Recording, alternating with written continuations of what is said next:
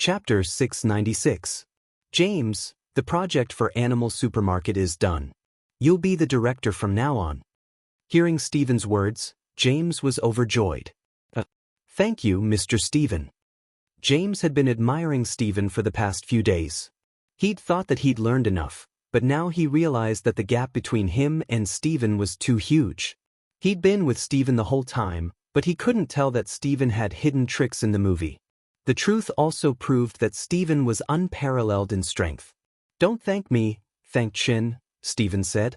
Chen fought for this opportunity for you. Yes, I'll thank Chen personally. This was his first time as the main director. He'd obviously pay extra attention and be serious. As a commercial director, the box office was still the deciding factor. Stephen didn't need to say much.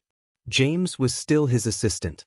Chen Zhao was also Stephen and Rasva's friend, so James didn't dare to underestimate him. Of course, he was also one of the contributors to See Detective. But his presence was also the lowest. After all, people would only remember Stephen.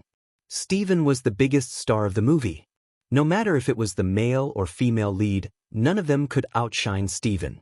Speaking of which, almost all the main characters in the movie had hit the jackpot.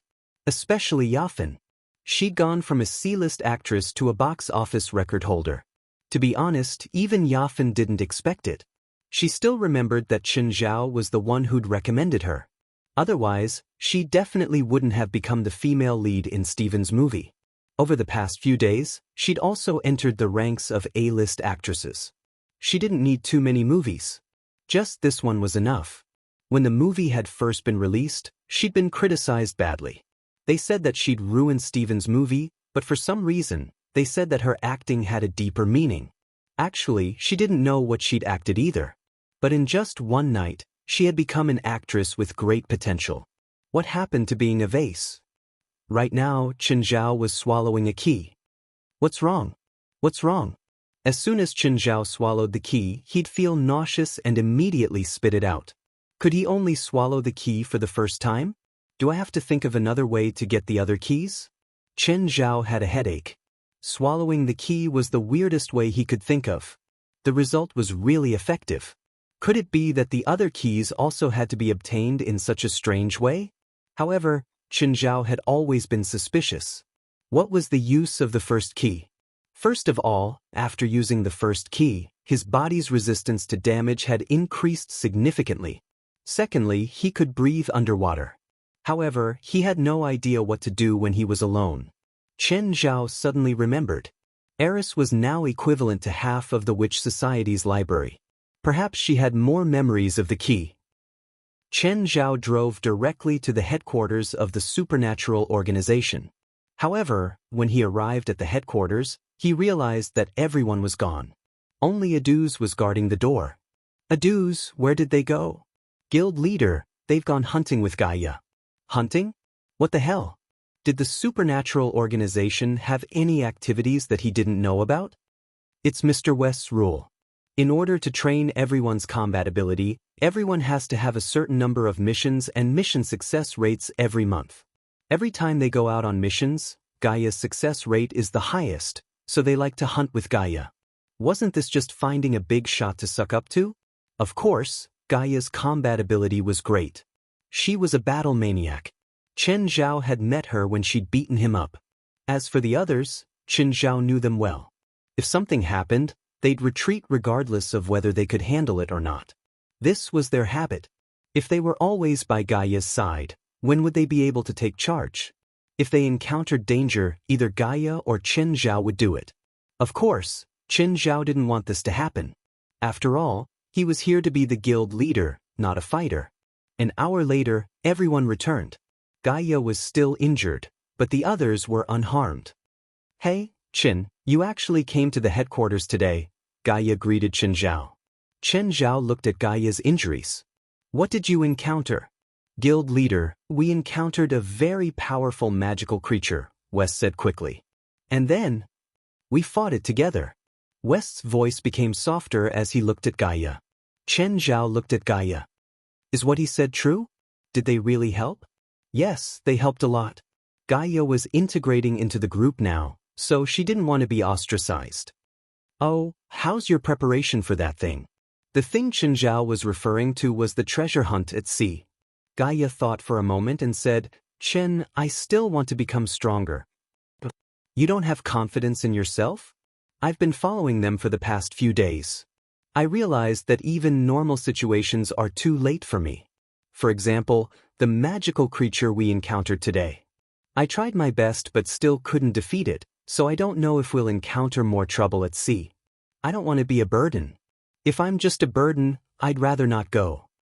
Actually, it wasn't that the other members were sucking up to him. It was just that Gaia had to go every time and take the initiative to fight. Sure, I'll wait for you. Chen Zhao nodded. Gaia's words made sense. They would most likely encounter supernatural powers during this treasure hunt.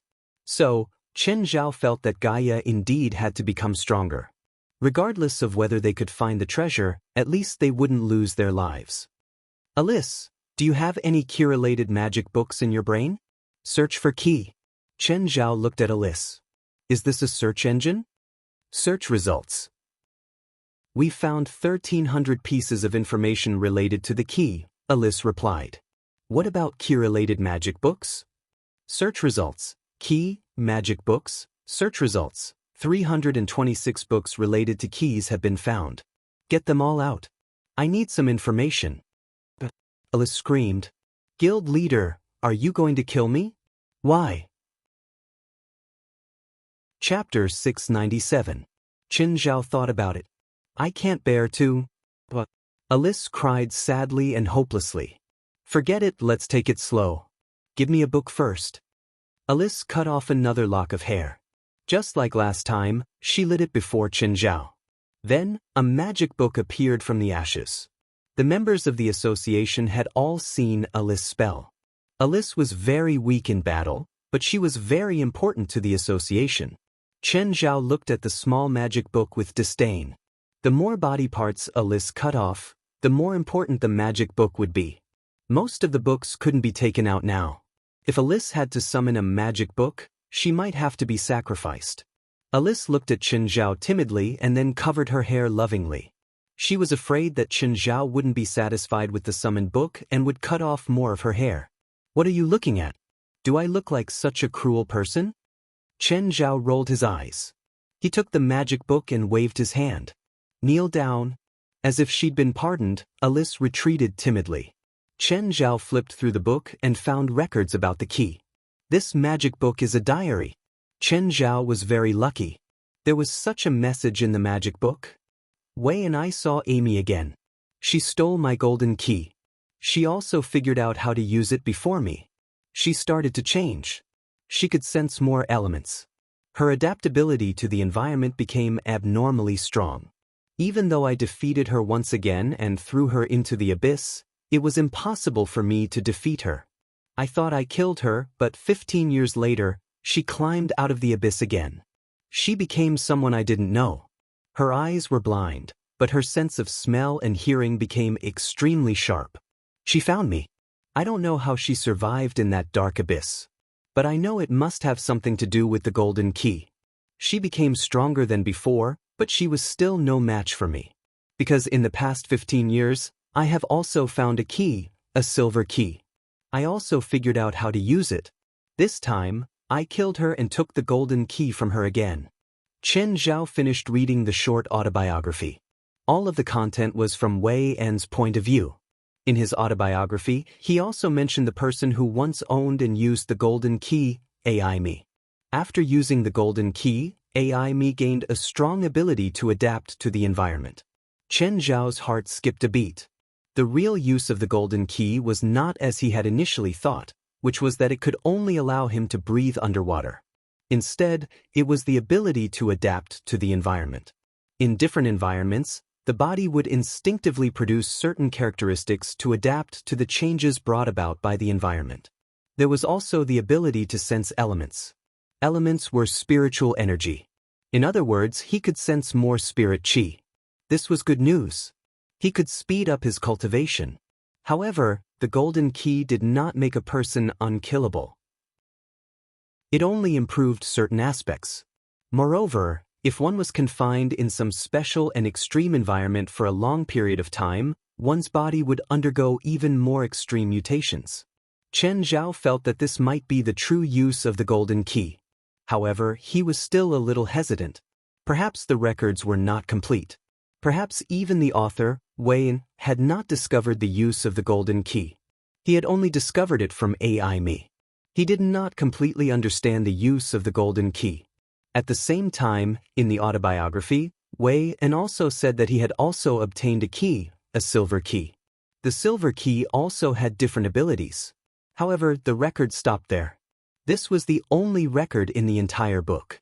There were no more records about the key. It was not that he had gained nothing, but it was limited. Chen Zhao wanted to ask Alice for another magic book. However, Alice would hide far away when she saw him. Looking at Alice's hair of different lengths, Chen Zhao was too embarrassed to ask her for more. Forget it. He would ask her for a magic book when her hair grew longer. Alice, don't run. I don't want your hair. Hearing that, Alice heaved a sigh of relief. President, what's wrong? Keep this bottle of hair tonic. Take good care of your hair. What do you mean? After all that talk, you still want my hair. Alice was so anxious that she was about to cry. If not for the fact that I can't beat you, I really want to die with you. Counseling Center. Hello, ladies, it's your turn. Which one of you wants to go in first? The nurse walked up to Charlotte and Cindy. We'll go in together. We both have the same problem, Charlotte answered. Ladies, according to our rules, our attending doctor can only accept counseling and treatment for one person at a time. Charlotte only glanced at the nurse coldly. The nurse's research suddenly lost its color. Let's go in, Charlotte said to Cindy beside her. Margaret was waiting for the next patient to come in, but when the door opened, she realized that 2 people had come in. Ladies, is there anything I can help you with? Margaret didn't understand why her assistant would let them in. However, since she was already in, she quickly adjusted her attitude. She did not shut the 2 out. Instead, she had an attitude of, since they were already here. Doctor, there's a voice in our heads that keeps going back and forth. Is there any way to make it disappear? Or do you have some medicine that can make us fall asleep quickly? Charlotte and Cindy's mental state was very bad. It seemed like they had not slept for a long time. Are you talking about auditory hallucinations? No, it's not. It's a real voice. Margaret did not mind. Every patient who suffered from auditory hallucinations believed that what they heard was real. You have the same symptoms? Yes. We're troubled by that voice. It keeps calling us. May I ask what your job is? Witches, Cindy replied. You're joking? Charlotte chuckled. Our working environment is rather complicated, so we're tortured by the noise for a long time. We need medicine that can calm us down. Chapter 698. Mr. Stephen, what's your next plan? Plan. I'm waiting for my share of the box office to arrive. Then I'll go to Mara Supermarket in Sacramento and buy their bottle of Daydream worth $100 million. There was an uproar. Everyone stared at Stephen in disbelief. Some people did not know what Daydream was. Someone next to them immediately explained. In fact, when Mara Supermarket launched the $100 million bottle of Daydream, it caused quite a stir. But the news left as quickly as it came. It did not cause too much of a stir. Most people thought that this was a publicity tactic by Mara Supermarket to please the public. No one really believed in the so-called $100 million wine. No one would really buy it. But now, Stephen was the most famous director in Hollywood. Even some legendary directors, who had been deified, were now saying that they wanted to buy the $100 million bottle of wine. It was definitely explosive news. Mr. Stephen, do you really believe that Mara Supermarket can have a $100 million wine? Most of the people were skeptical about this. For most of the reporters, $1 million or even $100,000 wine was unimaginable. After all, they would never be able to taste their salaries. As for the $100 million wine, it was even more ridiculous in their eyes. Mr. Stephen, how much of the box office revenue will you get this time? This was also what people were curious about. As a legendary director, how much could he get from the box office? Actually, my share of the box office is not much, Just 5%, Steven said with a smile. Unlike most directors, he wouldn't avoid talking about his salary. No one would think that he was asking too much if he said any price. Besides, Steven's salary was not high in this movie. A 5% share of the box office would be a joke to most film companies. Almost every first-rate director was entitled to such a share of the box office. Compared to Steven's performance and ability in his own movies, a 5% share of the box office was definitely worth it. Steven had stated his salary publicly to put pressure on PLM Films. If you know what's good for you, hurry up and give me your share of the box office earnings. Although Steven and Rasfa were good friends, in terms of profit, Rasfa was a true capitalist, a vampire. Most of the time, film companies would deliberately delay or even skimp on remuneration, relying on their size and status. In particular, the bigger the company, the more sinister their methods were. For a director of Steven's caliber, the 6 major Hollywood studios wouldn't dare to skimp on his salary. If it had been some other small directors, they would have dragged it on as long as they could and deducted as much as they could. These small-time directors were often angry, but they did not dare to say anything. However, I've been drooling over that bottle of Daydream for a long time. Steven said seriously, because I know where that bottle of wine came from. Unfortunately, I can't get it, so I just hope that I can save enough money to buy that bottle of wine. Steven actually didn't plan on buying the bottle. He was returning the favor by promoting Qinzhou and Mara Supermarket. After all, Qinzhou had done him a great favor this time. He naturally hoped that he could help Qinzhou as well. Now that Steven was in the limelight, his words often represented the truth. The reporters were all stunned. Was that bottle of wine really worth $100 million? Was there some secret that they didn't know? After the interview, all the major media outlets rushed to report it. $100 million wine, a wine even the best director in the world can't drink, the origin of Daydream, the mysterious Daydream. All of a sudden, Mara Supermarket was filled with people. Everyone wanted to see what the bottle of wine that was worth $100 million looked like. However, Daydream was placed in a glass enclosure. There was a 5-meter-wide fence around it and 4 security guards stood at the 4 corners. No one could approach the bottle casually. They could only look at it from afar. Win Nip couldn't believe that the great director, Steven, would personally support her supermarket. When he was interviewed by the media, he even mentioned her supermarket's name. Win Nip didn't seem to have given Steven any advertising fees, right? Last time when Daydream was born, there was some news. But most of the news was bought by Win Nip herself. Thus, her influence was very limited. In just 2 days, the popularity died down. But this time, it was different. Steven personally mentioned Mara Supermarket and Daydream. Now, everyone in America was in an uproar. Everyone wanted to see the expensive wine. Steven's influence was definitely not limited to just the entertainment industry. His influence had seeped into every level. Any one of his words would have a huge impact. This also brought a lot of traffic to Mara Supermarket, even though most of them just wanted to see Daydream. But the most important thing for a supermarket was the traffic. This was a real benefit. The supermarket's sales even multiplied. There were even people who flew thousands of miles from other places to Sacramento just to have a look at the sky-high prices of wine. As a result, Mara Supermarket's brand value increased greatly. It even became a famous attraction in Sacramento. Hello, Ms. Win Nip. Hello, Mr. Alton. Win Nip hadn't expected the mayor of Sacramento, Alton, to come to her. Ms. Win Nip, I have something to discuss with you. Please go ahead. You know that Sacramento has always been in a very awkward position. Although it's the state capital of California, in terms of resources and location, it can't compare to San Francisco or Los Angeles. The tourism industry has never had a chance to develop, so I want to discuss with you about Sacramento's tourism industry. What does this have to do with me? Win Nip asked. Although he was the mayor, Win Nip wasn't afraid of him at all. Her Mara Supermarket was a huge taxpayer in Sacramento. At the same time, the supermarket solved the employment problem of thousands of people. Thus, even the mayor had to be polite to her. I want to use your supermarket's wine and Daydream as a tourism theme and hold an exhibition. Chapter 699. Capitalists, of course, pursued profit. It was the same for WinNip.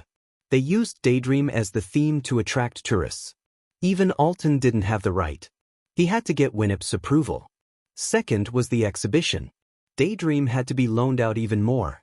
Without WinNip's approval, Alton couldn't do anything. But now, Daydream's name was not only in the United States, but also internationally. After all, it was personally praised by the great director, Steven. Daydream was also very famous now. With Steven's help and the fame of the sky-high price wine, it was hard not to be famous. It was hard not to be famous. Alton had also noticed this point. During this period of time, Alton had also noticed this point. During this time, the number of tourists in Sacramento had increased by 1,400%. This was a very obvious sign. Of course, it was mainly because there weren't many tourists in Sacramento to begin with. The base was too small, so the sudden increase of tourists by 1,400% didn't change much. As the mayor of Sacramento, Alton had to show some results if he wanted to be re-elected. But Sacramento had always been in an awkward position culturally, politically, and economically. Its culture wasn't as good as Hollywood in Los Angeles, and its economy was several times worse than San Francisco and Los Angeles. And politically, although it was the capital of California, most people didn't know. Everyone even thought that San Francisco was the capital of California. This was very awkward. The city government had always wanted to show Sacramento's position. But the effect was very poor. There was no effect at all. It was different now. Sacramento actually had a famous sky-high price wine. So, Alton wanted to use this sky-high price wine to show Sacramento's position. But this required WinNip's cooperation and help. Otherwise, this plan would just be empty talk. From now on, all tourists who come to Sacramento will know about Mara Supermarket. Of course, Alton didn't just come with a glib tongue. This time, he came with a detailed plan. There will also be obvious signs so that tourists who want to shop will choose Mara Supermarket as their first choice. WinNip glanced at Alton. It was indeed a good condition. But this wasn't enough. WinNip said firmly, Mara Supermarket plans to open a third branch in Sacramento. I want the empty space at White Coral Street. Since the old building had just been demolished, the vacant land in White Coral Street was still in the hands of the government. However, a few rich people and real estate developers had already set their sights on that piece of land. WinNip wasn't poor, but she wasn't as rich as a real estate developer. Therefore, if they wanted to fight for that piece of land, they could only get the support of the city government. That's not for me to decide. That piece of land is going to be auctioned. Although Alton was the mayor, he was not a tyrant who could give the land to whoever he wanted. But if you can provide me with an evaluation report, I might be able to do something about it, Altus said. The so-called politics was about constant compromises in exchange for benefits. Normally, if the government owned a piece of land, the highest bidder would get it. However, if another enterprise or company could create more jobs, pay more taxes, or significantly help the local area or the entire city, then the city government could sell the land to the other party at a low price. How confident are you? 60%, no, 70%, Alton said. Let me think about it, WinNip said. Actually, she also wanted to discuss with Chen Zhao. Daydream wasn't actually her personal property. According to their initial verbal agreement, Daydream would be lent to WinNip. WinNip would use it to increase the supermarket's reputation and customer flow. Chen Zhao would try his luck to see if anyone was willing to buy the wine. Now that WinNip wanted to use it as a city symbol, it would definitely exceed the scope of their initial agreement. Therefore, WinNip had to discuss it with Chen Zhao. Hey Chen, are you busy? WinNip called Chen Zhao. Yes, I'm busy. What's up? At the moment, Chen Zhao was lying on the internal alchemy, slacking off. He'd planned to cultivate for a while, but after less than half an hour, he started to slack off again. I have a plan. Oh, what plan? Recently, there's been an obvious increase in tourists in Sacramento. Most of them are here for Daydream, so I want to make Daydream an even more famous and well-known brand. Isn't Daydream famous enough now? Daydream does have a lot of fame now, but it's not enough, far from enough. Daydream is only popular now. Once it's over, it'll be much less famous. Then what should we do?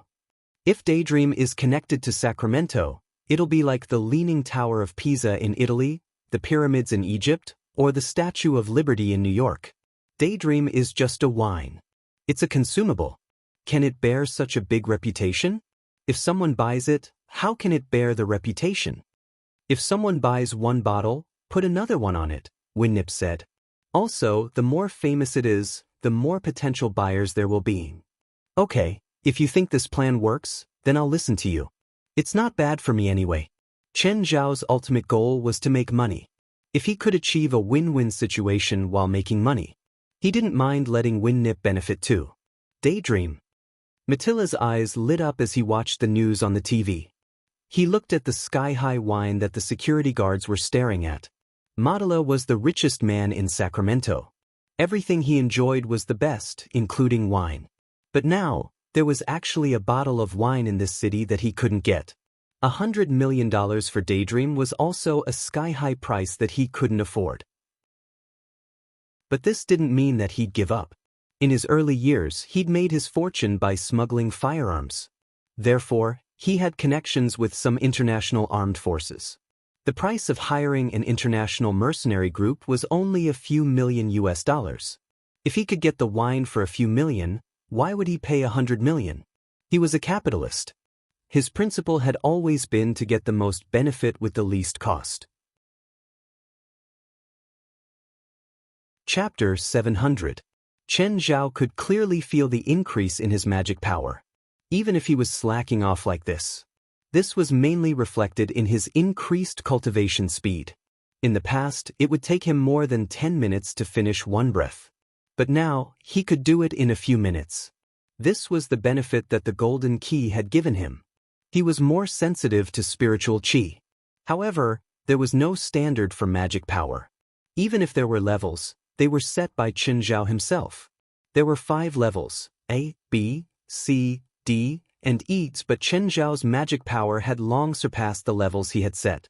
Chen Zhao didn't know how strong his magic power was now. If he didn't have a reference, it would be very difficult to know what level he was at. There were people stronger than Chen Zhao.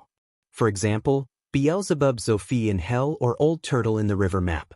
They were all stronger than Chen Zhao, but they couldn't be used as reference. They were too strong. Chen Zhao would be asking for trouble if he compared himself to them. It was like comparing one person's height with another. However, if one wanted to compare one's height with a towering tree or even a mountain, it would be like comparing one's height with another. Such a comparison was meaningless. Master, Mr. James is calling.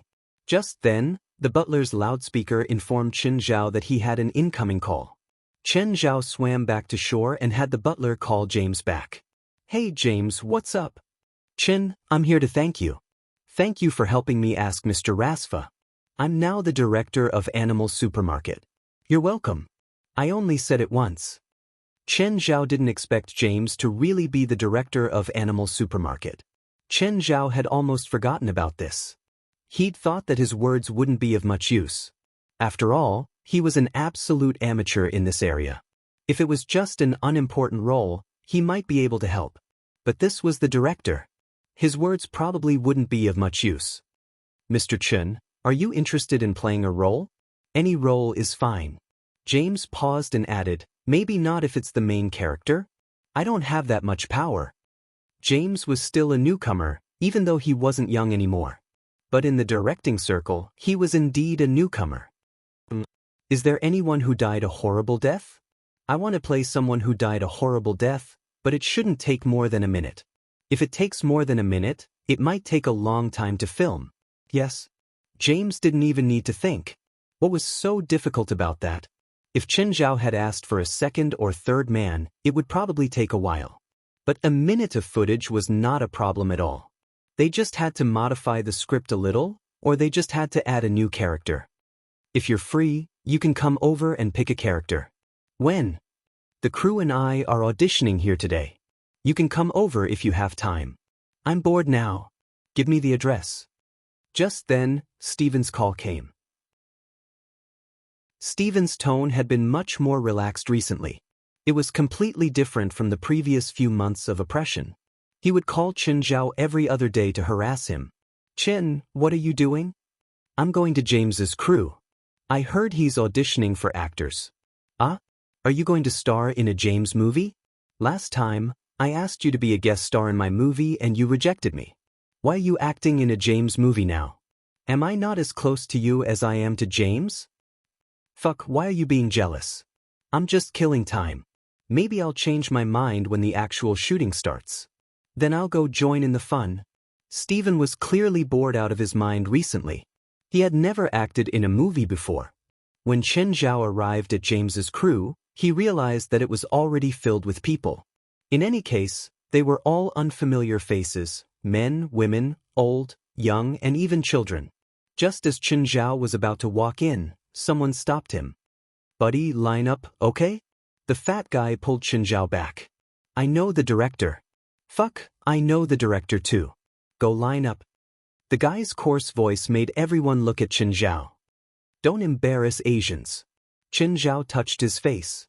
"Was my face big enough to represent all of Asia? Fine, I'll line up then." "Buddy, that's right. I heard that this director is Mr. Steven's personal assistant director." The fat guy patted Chen Zhao's shoulder. Anything that had anything to do with Steven would become a hot topic. Even Steven's assistant director was now in high demand. Even though James was still a newcomer in the directing circle, he was still very popular with Steven's assistant director title. These people might not know James, but most of them were here for Steven. They felt that they might meet Steven and be chosen at first sight.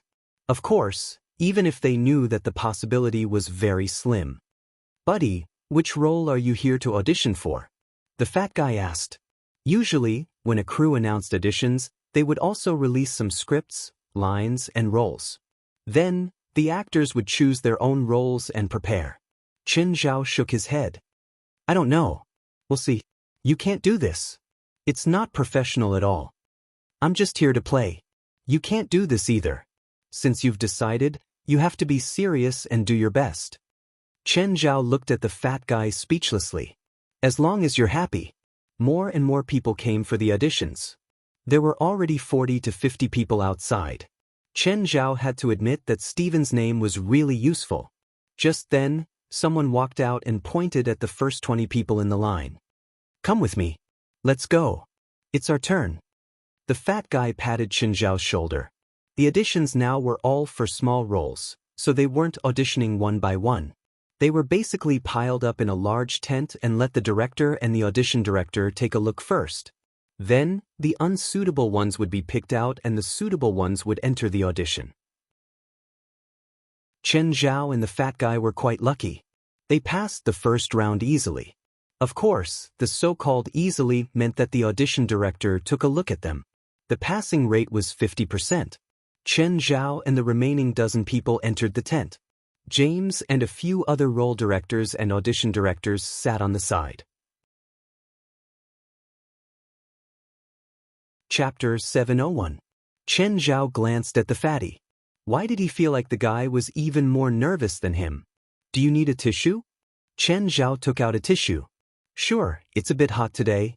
The fatty wiped his sweat. Chen Zhao stuffed the entire pack of tissues into his hands. "Come up," the casting director called, pointing at the fatty. The fatty secretly mustered his courage and walked up the stage. Then he bowed to James and the others. "Hello, director. I'm Guailu, 30 years old. I'm auditioning for a supermarket cashier role." As he spoke, the plump Guailu began to perform without any physical objects. Just like that, Guailu expressionlessly did the cashier's actions. He scanned the code, took the money, and gave the change. "Okay, this one works."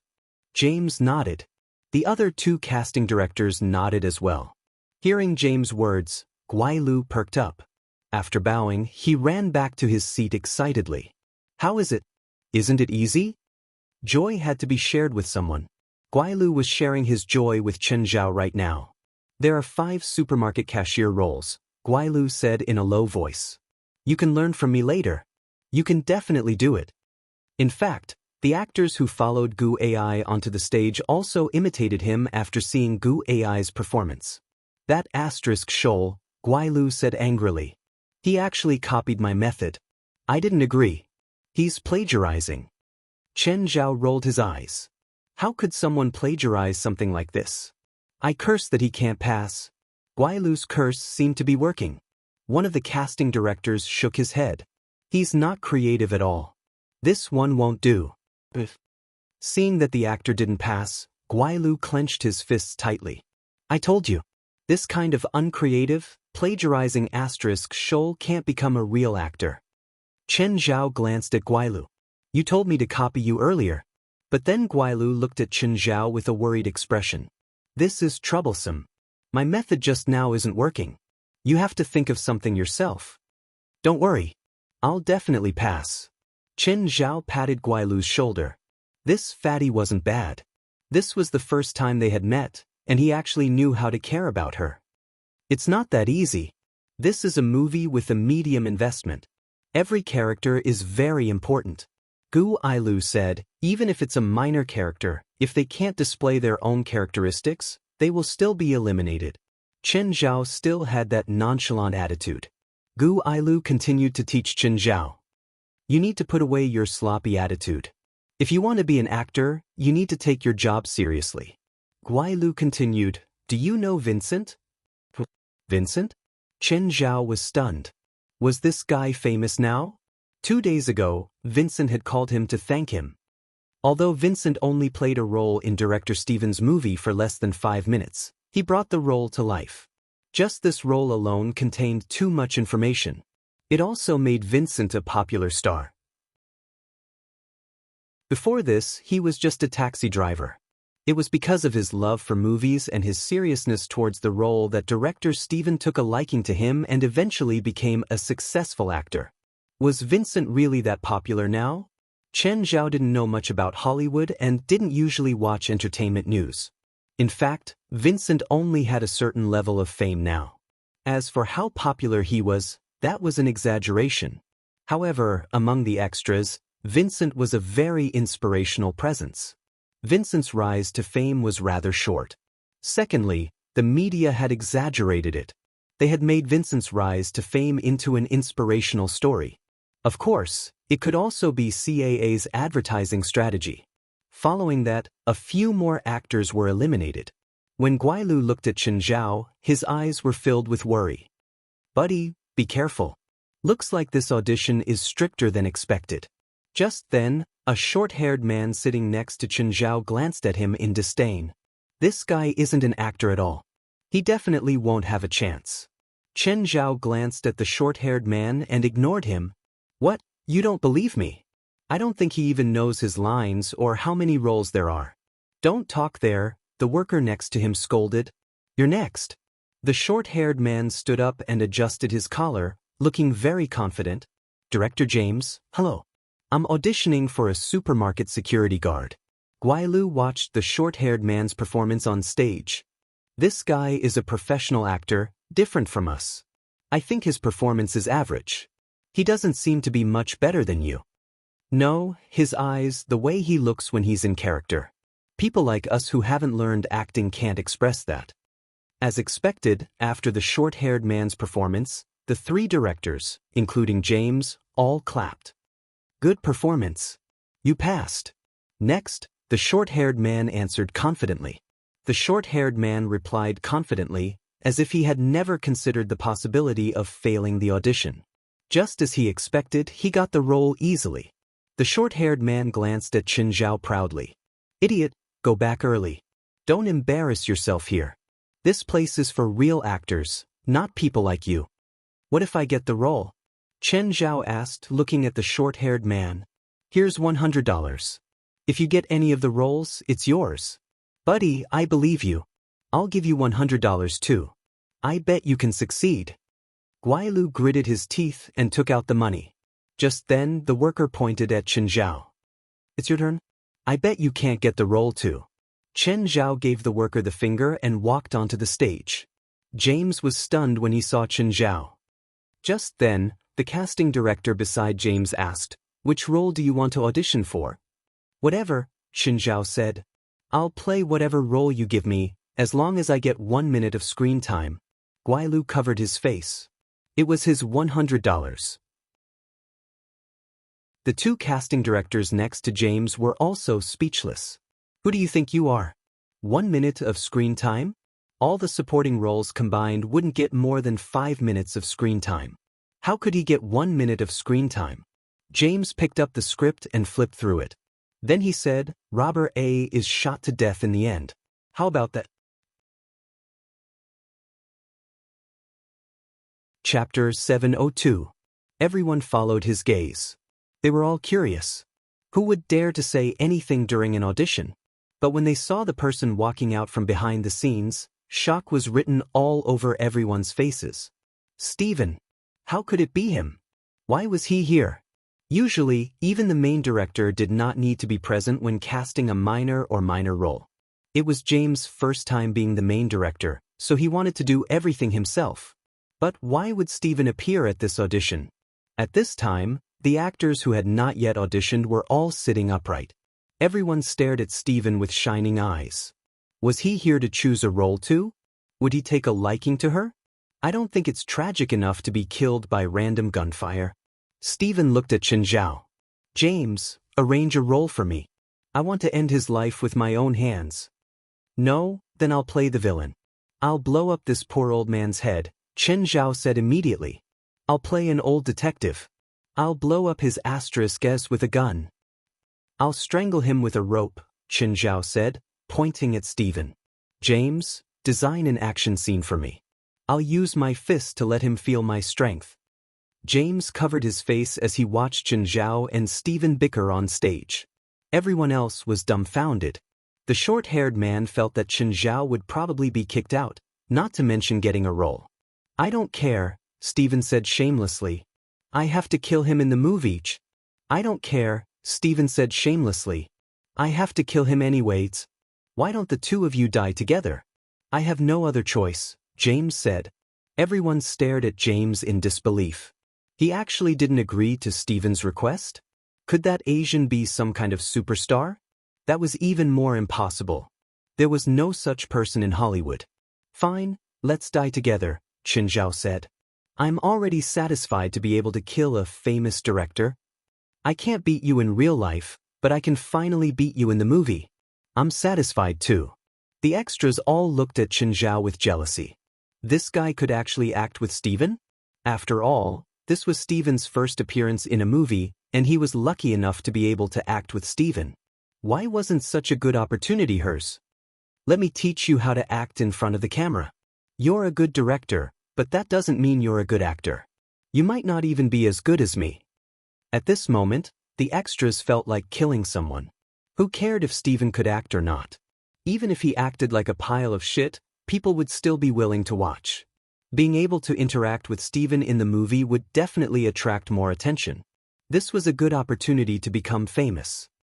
Chen, Mr. Steven, can you come down first? The audition is still going on. Chen Zhao and Steven didn't want to steal the show, so they sat on the seats next to them. The surrounding actors instantly tensed up, not even daring to breathe loudly. Nice to meet you. This is my new friend, Guile. Then he pointed at Steven. I don't think I need to introduce this guy, right? Mr. Steven, hello. If you have any roles in the future, you can find him. He's a very professional actor, Chen Zhao said. Are you trying to make him a second Vincent? Steven asked, chuckling. Everyone was shocked and stared at Chen Zhao in shock. Could it be that Vincent, who was known as the strongest passerby king and had played out an unknown story in 5 minutes, was made by this man? I don't have that ability. If you don't give him a suitable role, there's nothing I can do. You've already spoken, Steven said. What else can I say? I'll arrange a role for him in the next movie. At this moment, the surrounding people were all heartbroken. If they'd known that this Asian knew Steven, they would have learned from Guailu and gotten close to him. Oh, Chen Zhao suddenly remembered and looked at the short-haired man. $100, thank you. And you? Chen Zhao looked at the worker. Steven watched as Chen Zhao accepted $200. What are you doing? Do you need money? No, I want to bet. The short-haired man looked bitter. Chen Zhao glanced at him. If Steven found out, he'd definitely lose his role. You asterisk Shoal, aren't you embarrassed? I won the money fair and square.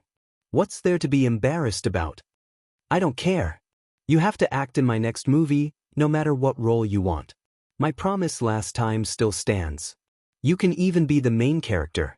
Everyone was going crazy with jealousy. They'd begged for a role but couldn't. But Chen Zhao could easily act in Steven's movie. Steven even said that he could even be the main character. Indeed, comparing oneself to others was infuriating. Any male lead who played the role of Steven would become famous overnight. Not interested.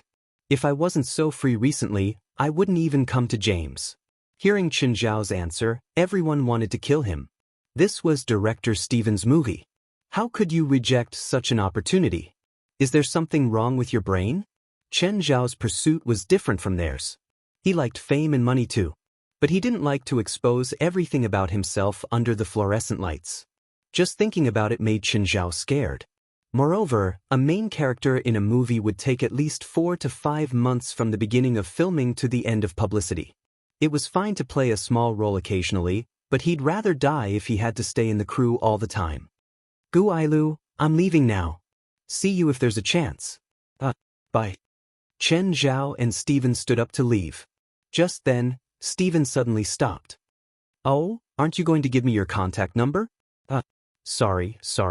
Gu Ailu had thought that Steven was just being polite. He didn't think that Steven would really ask for his contact number. The short-haired man was very upset. He'd been mocking him earlier.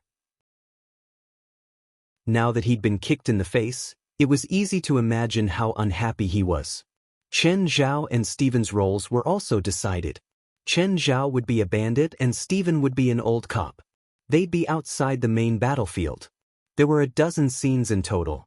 After entering the main plot, they'd have to fight from beginning to end. Chapter 703.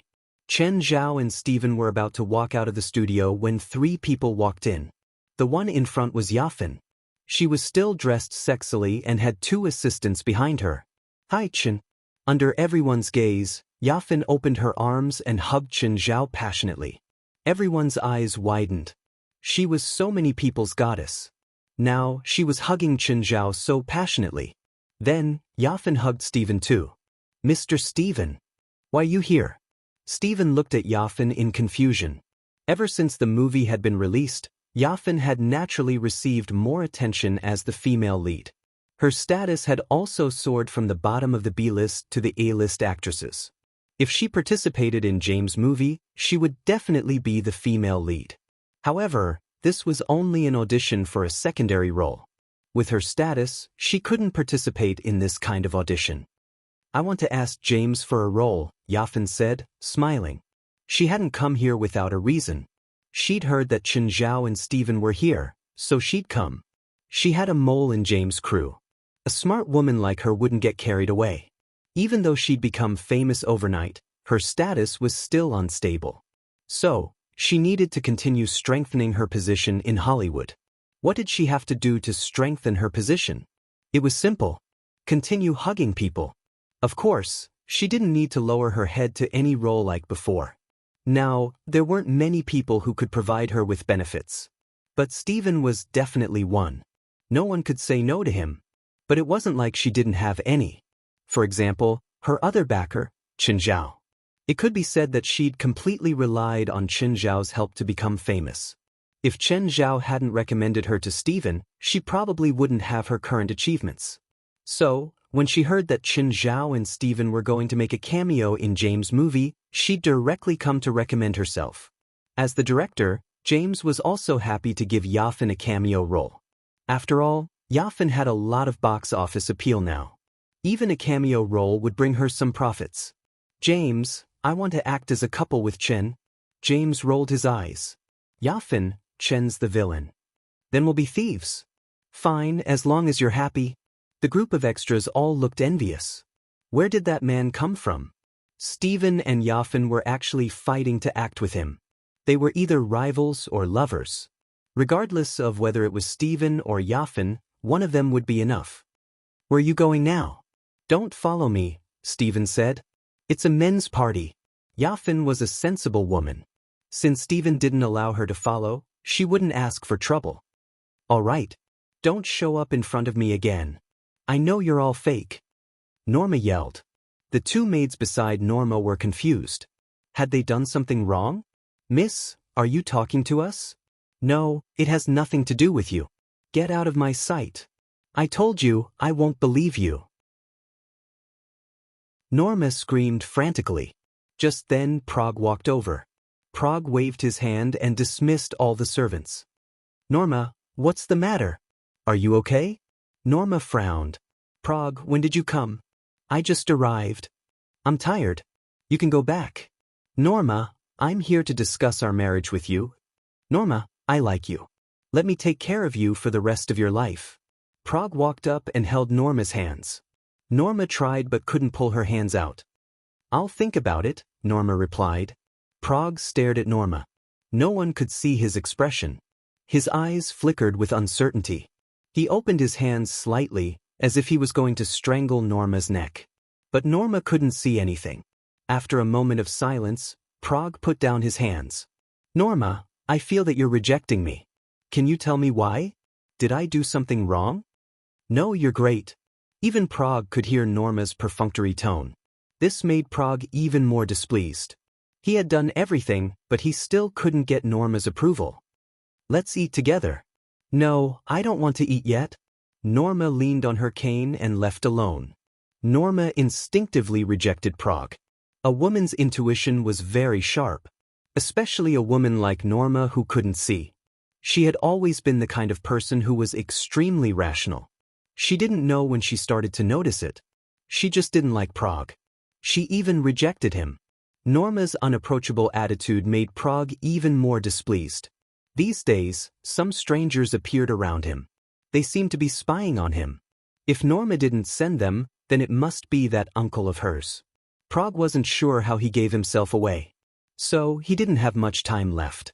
He had to act as soon as possible. He couldn't waste any more time.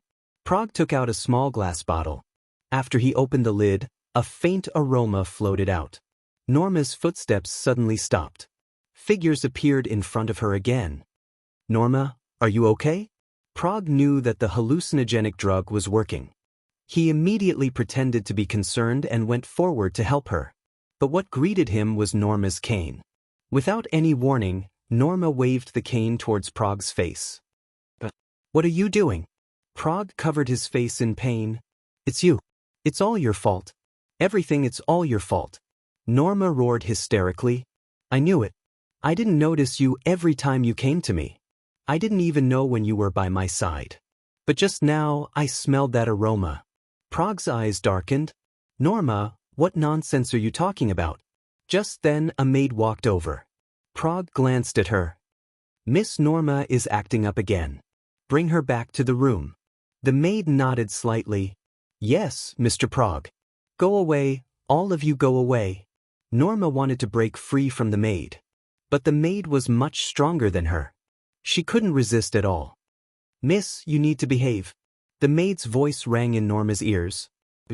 You're in cahoots.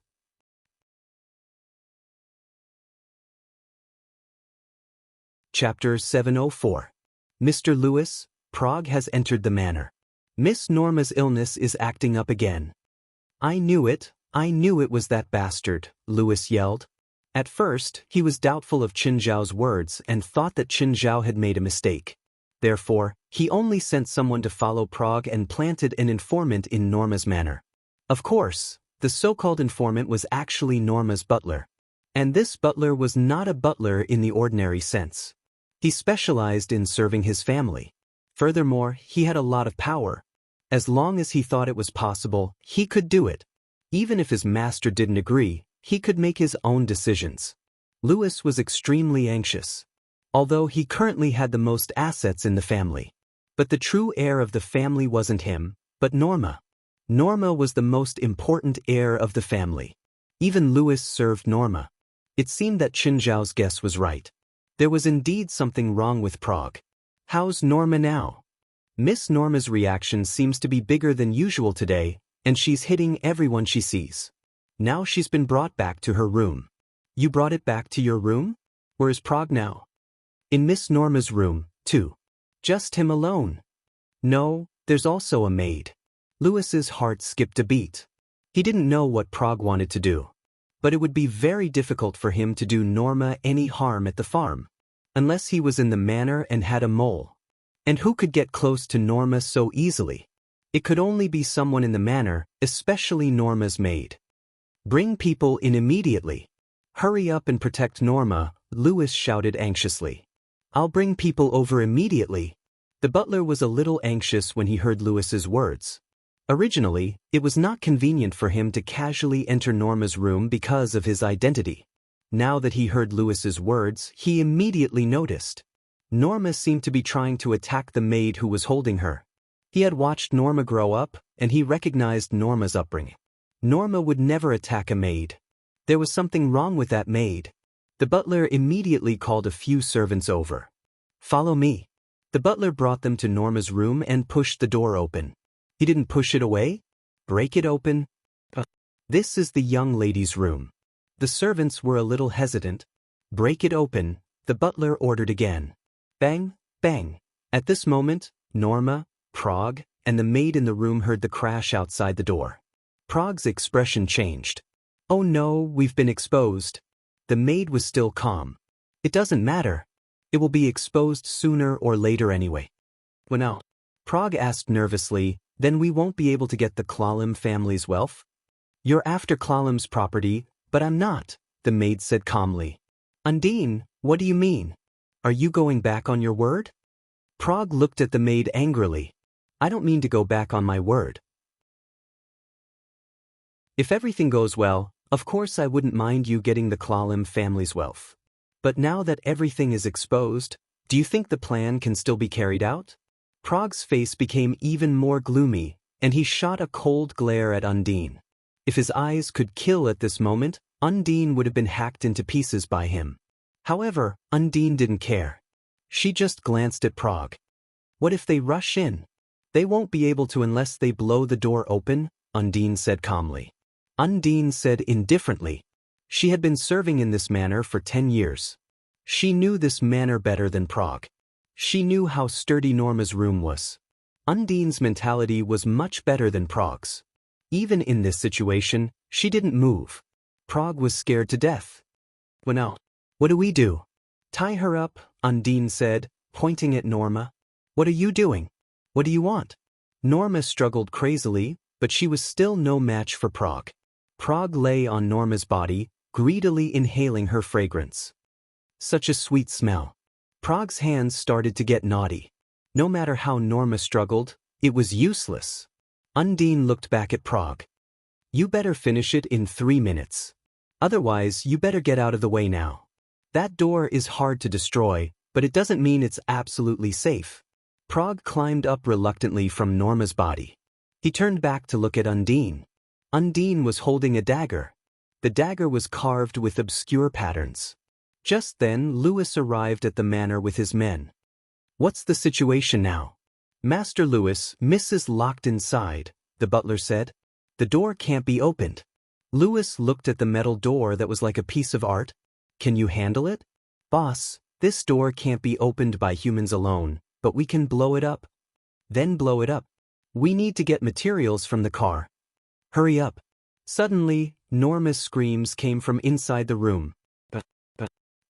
The expressions of everyone outside the door changed.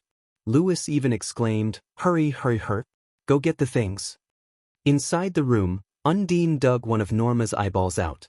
Norma let out a heart-wrenching scream, but Undine ignored it. Prague looked at this scene and felt a chill in his heart. Undine was even crueler than he had imagined. Undine was unmoved by Norma's bloody body. She held Norma's eyeball in her hand. Her originally beautiful face had become horrifying. Her eyeball had been dug out without any anesthesia or pain relief. How much pain was this? Perhaps only the person herself knew how painful it was. After digging out the eyeball, Undine didn't plan to stop. He chanted an incomprehensible magic incantation, raised his dagger, and slowly approached Norma's other eye. Boom! Suddenly, the impact of the explosion outside the door knocked Undine off her bed. At the same time, Prague was also knocked over. Undine's reaction was extremely fast. She immediately jumped down from the bed, flipped over, and pulled a lamp rack beside her. A secret door appeared on the wall of the room. Undine directly rushed in. "Wait for me." Prague had just climbed up from the ground. But at this time, the people outside had already rushed in.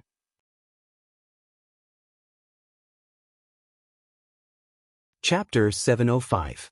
Kill him. Kill him. The treasure of the Clawlums had been tortured to this state. No one could accept this result. "Mr. Lewis, listen to me. Listen to me. It's not what you think. I was forced. I wanted to save Norma." Just then, Norma was helped up, but she looked scary. Her face and body were covered in blood. She didn't look like a noble at all. There was only a black, bloody hole in her left eye. Her messy hair draped over her face. "Norma, what do you think we should do to him?" "I want him to die in the cruelest way." Norma didn't hesitate at all. Then she fainted. A cruel smile appeared on Lewis's face. Prague was so scared that his legs turned to jelly. "Norma, listen to me. Open your eyes and listen to me." Lewis walked to Prague. "Did you forget? Even if Norma opens her eyes, she won't be able to see. Butler, take Norma to the hospital." Prague was there, begging and wailing. But everyone in the manor was looking at Prague coldly. Everyone here was Norma's elder. They'd watched her grow up. But now, their favorite child had been killed by Prague. No one would sympathize with him. Everyone here wanted nothing more than to gnaw on his flesh.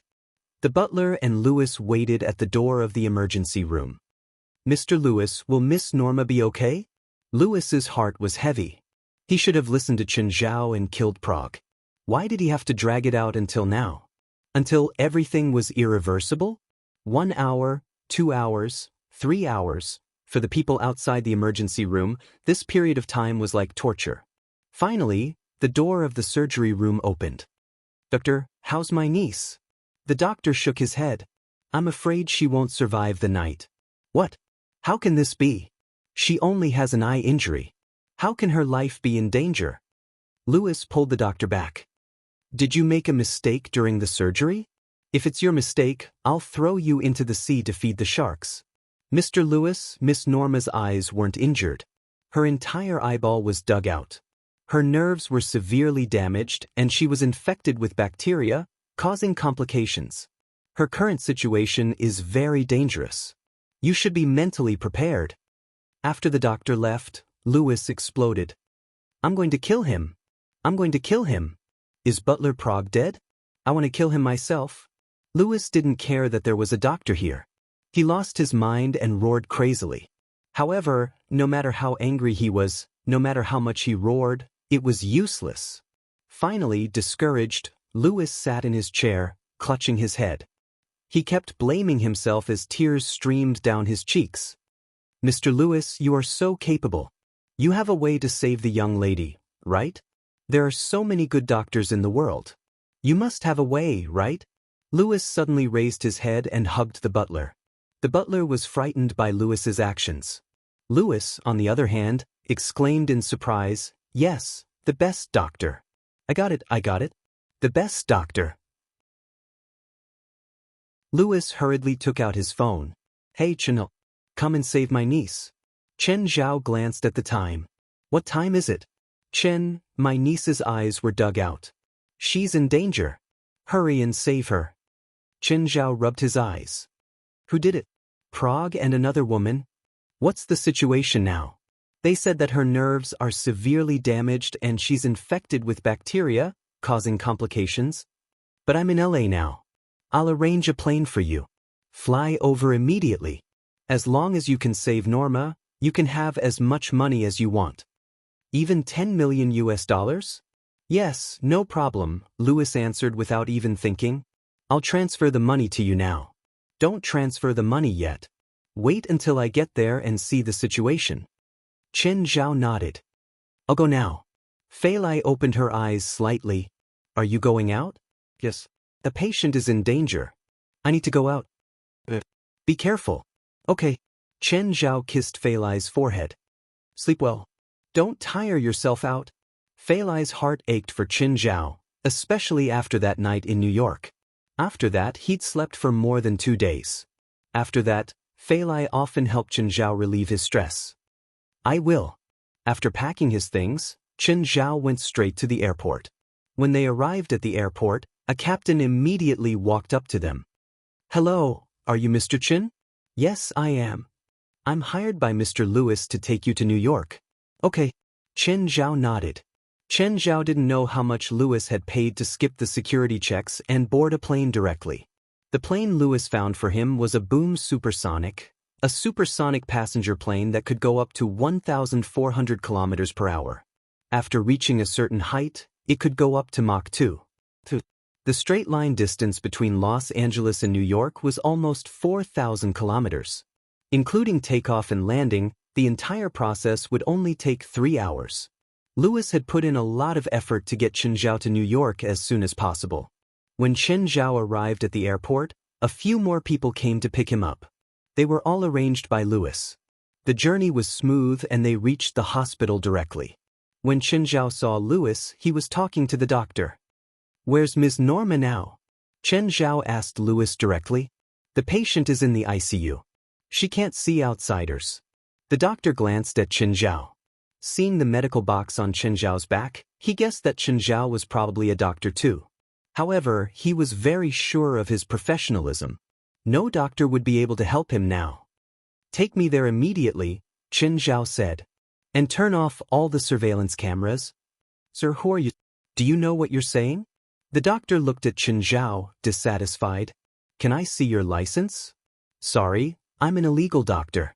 I don't have the license you said, Qin Zhao said honestly. You don't need to doubt my professionalism, Qin Zhao said honestly. Lewis, hurry up and arrange it if you don't want your niece to die. Qin, are you confident? You didn't bring me here from Los Angeles just to doubt me, right? Okay, I'll make the arrangements now.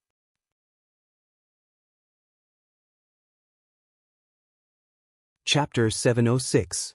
Neither Qin Zhao nor Lewis paid attention to the doctor's yelling. Lewis had the bodyguards destroy the surveillance in the ICU directly. Then Qin Zhao let them out. Before I come out, no one is allowed to come in or disturb me. With that, Qin Zhao locked the door from the inside. The doctor wanted to stop Qin Zhao, but the bodyguard stopped him. Who's there? Norma asked weakly. Suddenly, Norma felt a hand ruffling her hair. She couldn't move at the moment. She could only let the hand touch her body. Are you afraid of me? When Norma heard this voice, she felt that it was somewhat familiar. However, her current state made her thoughts a mess. I was sent by your uncle to kill you. Norma's body trembled slightly. She seemed to have taken it seriously. How do you want to die? I'll strangle you, okay? Norma felt the big hand slide down her face and then rest on the back of her neck. The hand slowly increased its strength. Norma tensed up. Immense fear filled her heart. Forget it. It's too obvious. Why don't you write a will and pretend it's a suicide? Norma was about to faint from anger. She was already like this. How could she write a will? Even if she did, would anyone believe it? I, Norma Clallam, don't want to live anymore. I'll give all my assets to my uncle, Louis Clallam. Come, leave a handprint here. Norma felt the person really grab her palm and then leave a handprint on a piece of paper. Just then, Norma realized that there was something on her face. It was as if something was crawling on his face and crawling into his left eye. Have you heard of hermit crabs? You might not know what a hermit crab is like. They like to find a hole and live in it, never coming out. Norma trembled. She wanted to scream, but she couldn't.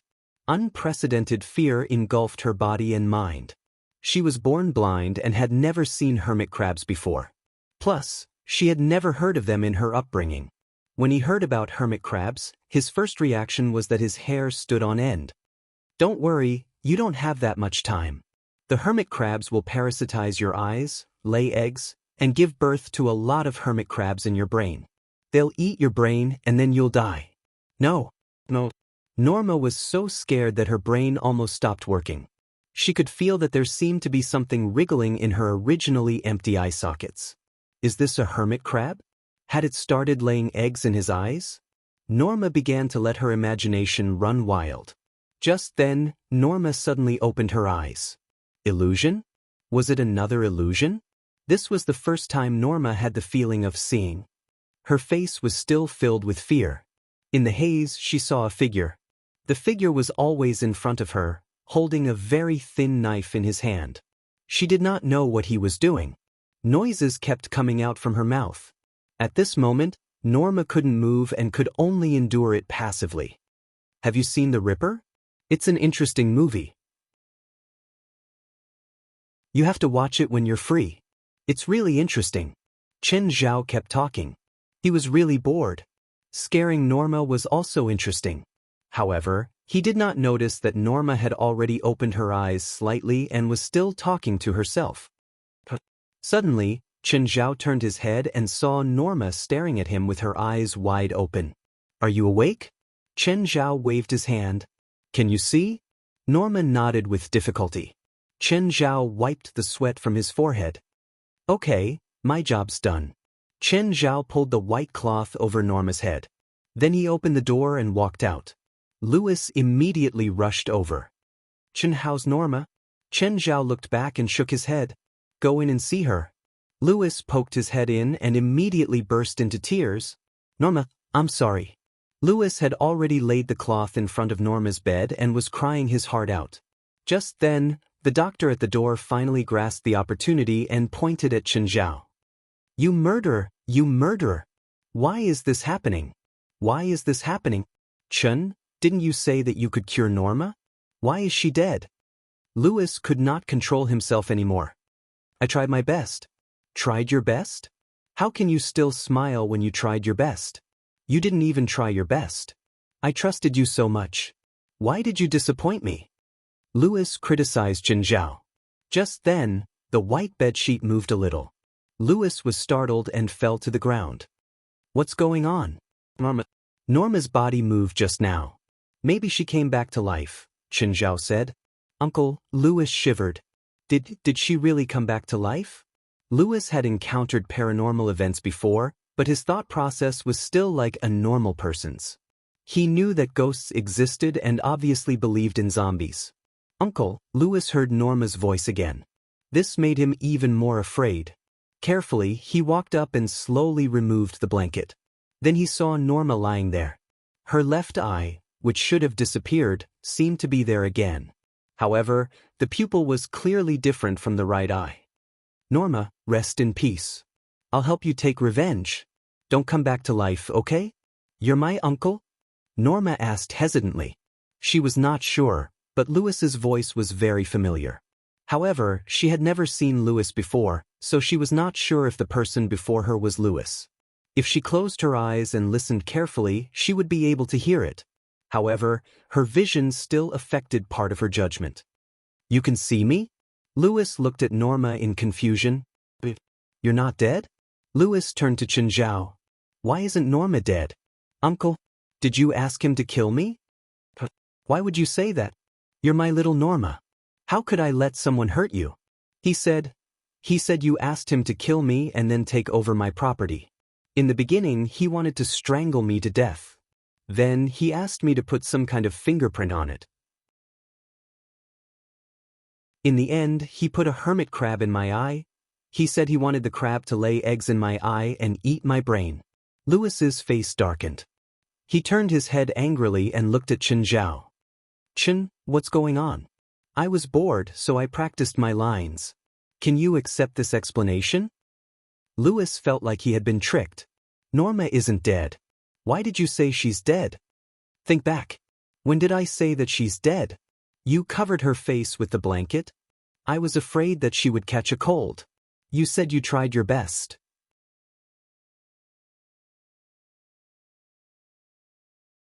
Chapter 707. Fuck. Louis was enraged. Did you trick me? That's unforgivable. Do you know how bad this joke is? Then do you know how bad it is to wake me up from my sleep and come all the way to New York? Chen Zhao stretched. Arrange a place for me to sleep first. Do you know that I can sleep until the end of time if I lie down now? I want to kill you right now. You want to kill me? Wait until I sleep. I'm really sleepy right now. Halfway through his sleep, he was dragged out. He had flown 4,000 kilometers to New York to perform surgery. It was a terrible experience, both physically and mentally. Chen Zhao was still angry when he woke up. What's going on? The doctor suddenly stopped him. You performed an eye transplant on her? What eye transplant? I don't understand. Her eyes were fine when I went in. Chen Zhao shook the doctor off. Louis, if your niece's hemorrhoids come back, remember to apply medicine. Louis's face darkened. If Chen Zhao didn't save Norma, he really wanted to shoot Chen Zhao. Louis glanced at the housekeeper beside him. The housekeeper understood. Doctor, thank you for your help. Ms. Norma's cold is much better. Please cooperate. Ms. Norma is going to be discharged now. The doctor felt like his intelligence was insulted. After Norma was sent to the hospital, he had been in the operating room for 3 hours. Now her eyes were fine. One said she had hemorrhoids and the other said she had a cold. Can't you guys discuss it first before trying to fool me? But that wasn't important. What he really couldn't accept was, Norma's left eye didn't look like it had just been injured or operated on at all. Everything looked normal. This was what he couldn't get over. So he really wanted to know how Chen Zhao had done it. Just then, the housekeeper stuffed a check into the doctor's hand. This is an anonymous check. You can withdraw it from any bank. There won't be any withdrawal record. The doctor had wanted to show that he wouldn't be defeated by money. But after seeing the number on the check, he was defeated. Sometimes, people shouldn't overestimate their beliefs. This was probably the easiest one to destroy. Chen Zhao slept for a few hours in New York and then took Louis's connecting flight back to Los Angeles. Louis kept trying to get Chen Zhao to stay, but Chen Zhao still liked to stay at home. His impression of New York was really not good. Every time he came, there would be big trouble. Chen Zhao felt that if he stayed any longer, he'd be in even more trouble. Although the trip was tiring, Louis still paid $10 million without hesitation. This was probably the most straightforward payment he had ever made. Norma, it's time for dinner. Louis was worried that something might happen to Norma, so he took her home to take care of her. However, ever since she was able to see, Norma had been looking at things. She had too much to learn, and she hardly knew anything. So this was what it felt like to be able to see. Norma raised her head. She was wearing a monocle, just like a female pirate. What are we eating tonight? Australian lobster, Japanese beefsteak, and deep-sea crabs. Crabs? Are they the same as hermit crabs? Norma still had a deep fear of hermit crabs. Hermit crabs aren't dangerous at all, Louis said, gritting his teeth. They won't live on people. Don't be tricked by that asterisk Shoal Chen. Also, I didn't hire anyone to kill you. He had repeated this hundreds of times. Louis wouldn't kill Norma even if he wanted to kill Chen Zhao. My brother and sister took so much care of me back then, Louis said. I'll take care of you like they did for me. When Norma's parents died, Louis was only a teenager and Norma was only a few years old. Louis was raised by his brother and sister-in-law, so to him, his brother and sister were like his parents. Norma was his niece, but he'd always taken care of her like his own daughter. Therefore, in this world, Louis would hurt anyone but Norma. Louis hated Chen Zhao's joke, but Chen Zhao had saved Norma. Louis was helpless about this. Of course, Louis was very grateful that Chen Zhao had saved Norma. Especially the feeling of going from hell to heaven. It was a joy that no one could understand. What's that on your hand? That? A watch. Norma only didn't know what most things looked like, but she wasn't completely ignorant. For example, she'd heard of watches before. Louis only needed to say it and she would understand it completely. Even at the dining table, Norma was holding her tablet and looking at it the whole time. Norma, do you want some more? No. Norma shook her head. Uncle, I'm going back to my room. Okay, rest early. I'll take you out tomorrow. Norma took 2 steps. Suddenly, her head felt heavy and she fell to the ground. Norma! Louis exclaimed. He quickly went up to check on her. Norma, wake up, Norma, wake up. Call an ambulance, call an ambulance. Norma had only been out of the hospital for a day, but she was hospitalized again. Doctor, how's Norma? Lewis asked anxiously when he saw the doctor walk out of the surgery room. Ms. Norma's condition is very strange. Her brain is normal, but her brain waves are very weak. I don't know what's going on either. She needs to stay in the hospital for observation. You didn't find anything? Ms. Norma's signs are all normal. We can't find out what's wrong with her. I really shouldn't have hoped for you guys, Lewis said angrily. For a doctor, being questioned in front of him was very embarrassing. This was something that hurt his pride, and the doctor was also angry. Mr. Lewis, it could also be that person from last night. Something went wrong with his surgery, the doctor said meaningfully. You don't have the ability, so you doubt other people's abilities? Although Lewis said this, he couldn't help but be suspicious. After the doctor left, Lewis still called Qin Zhao. If Norma's coma was really because of Qin Zhao's treatment, perhaps only Qin Zhao could wake Norma up now. I think you might have to come to New York. What? Are you messing with me? Norma's unconscious.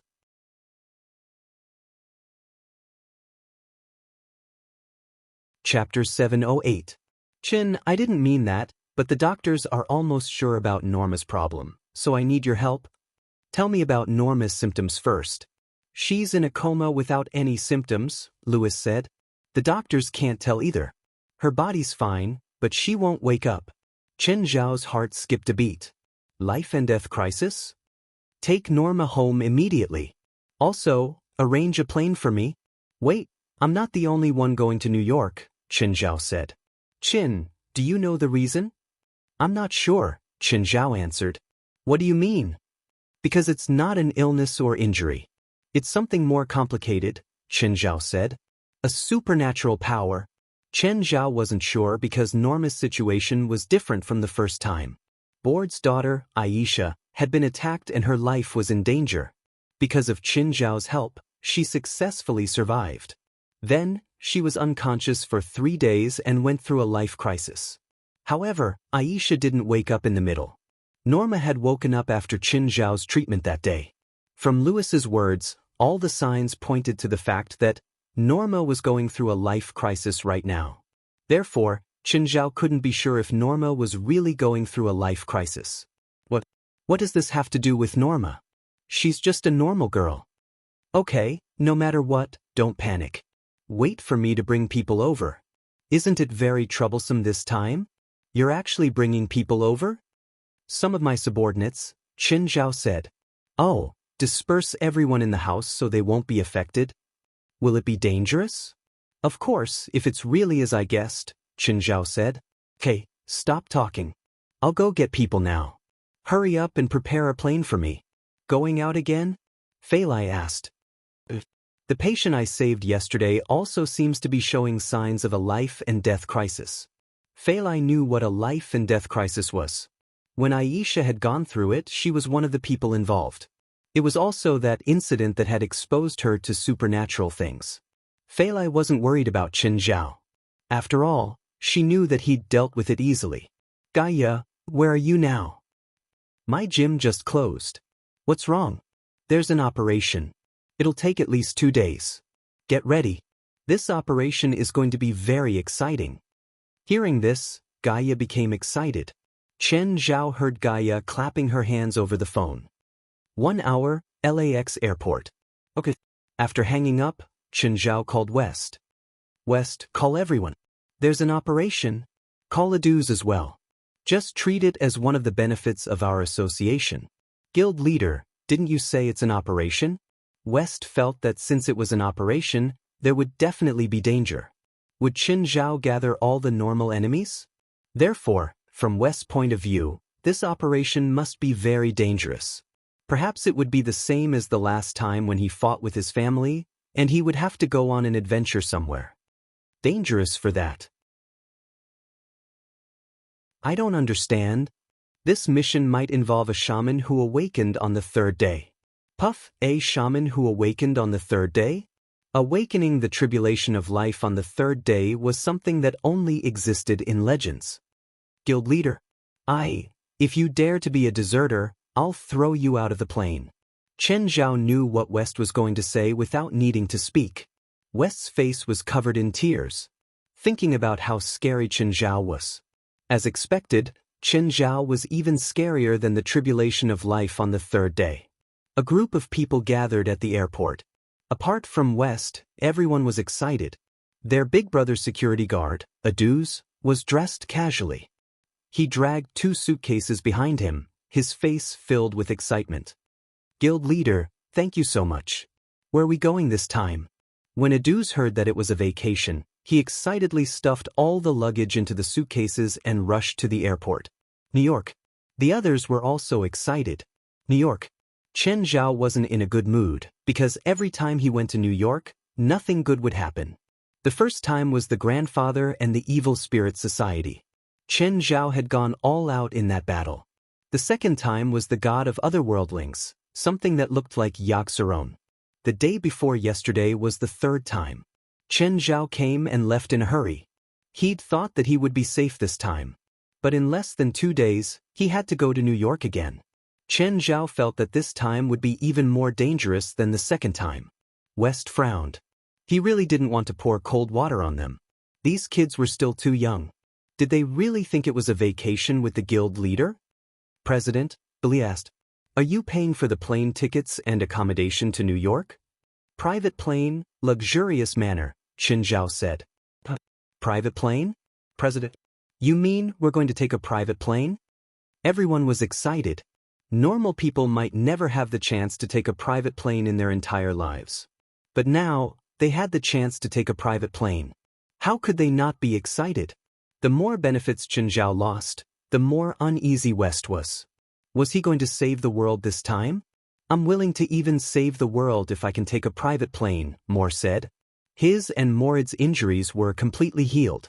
They'd heard that when they were injured, the society had a big operation. They beat their chests and stomped their feet, annoyed that they'd missed it. Chen Zhao and West looked at Moore. Their gazes were very unfriendly. Moore didn't know and was still excited. Just then, the captain who'd sent Chen Zhao to New York last time came again. Mr. Chen, we meet again. Oh, hello, Mr. Kid. Is the plane ready? Yes, please follow me. Everyone boarded the plane excitedly. Then they started jumping up and down like Granny Lou entering the Grandview Garden. It wasn't Chen Zhao's first time taking a private plane. The novelty was long gone. Actually, there was no difference between a private plane and a normal plane. Buying a business class ticket wouldn't make much of a difference. Of course, private planes were definitely more enjoyable in terms of service. The stewardess didn't understand why these bumpkins could take a private plane. But to be able to sit here, they must know rich people.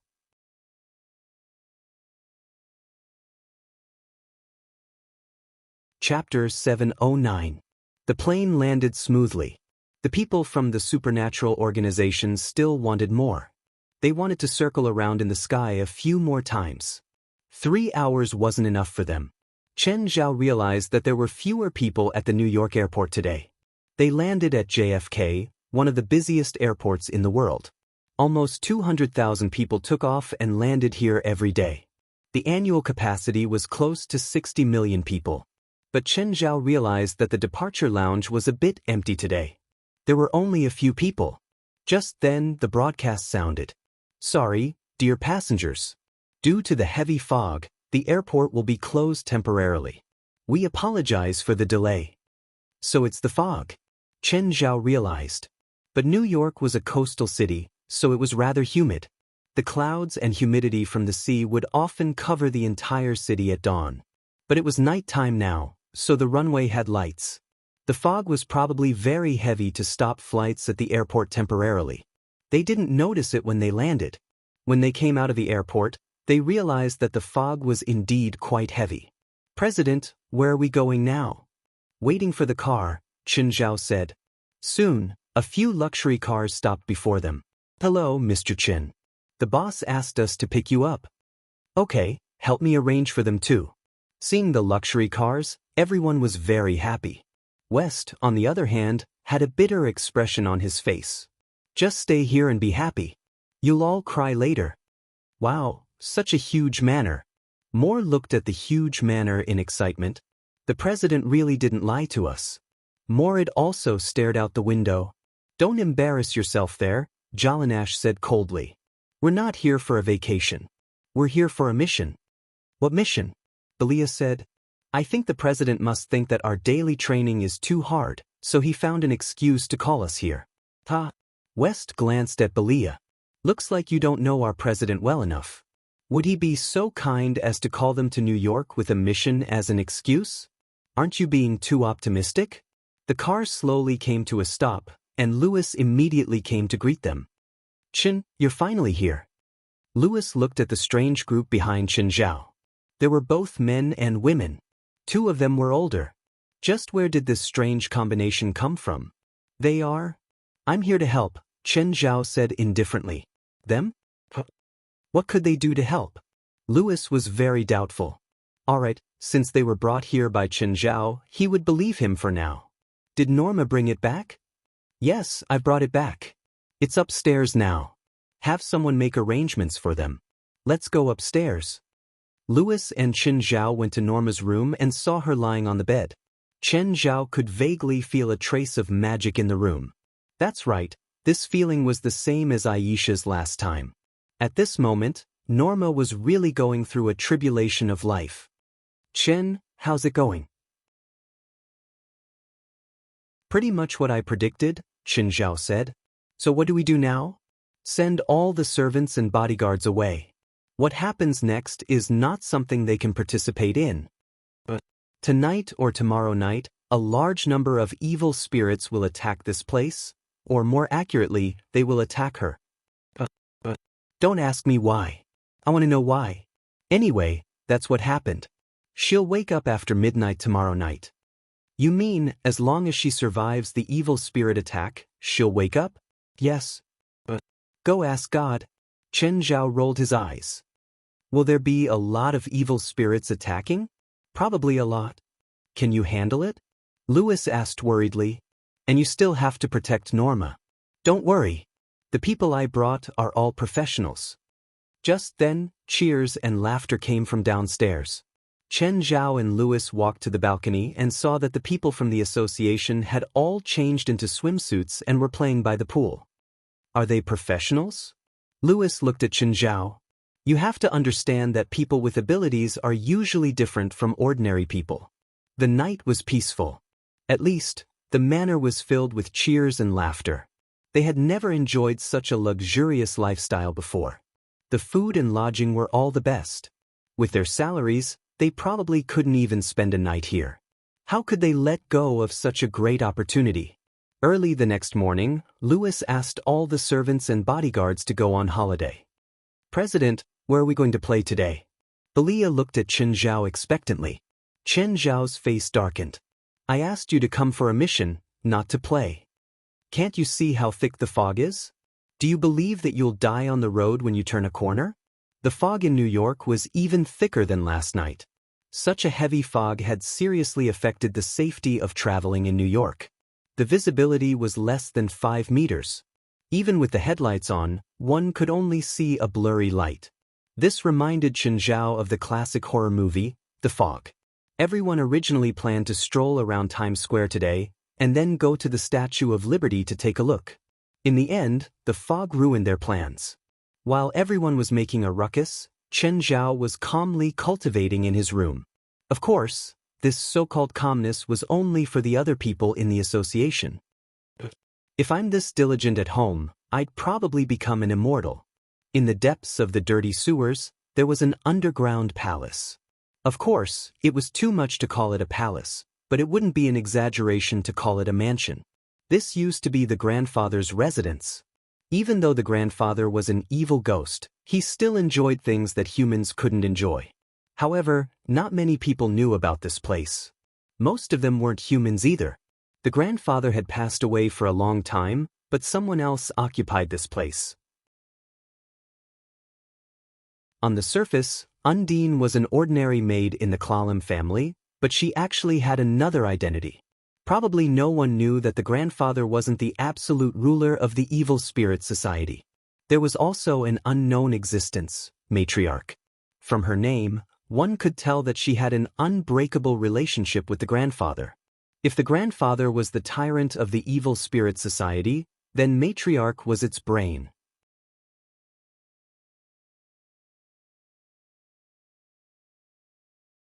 Chapter 710. The grandfather's death was also a surprise to grandmother. She had never thought that the grandfather would die so suddenly. It was so sudden that she couldn't believe it was real. However, she didn't gain nothing. After the grandfather died, his assets naturally became grandmother's. The grandfather's death wasn't completely worthless.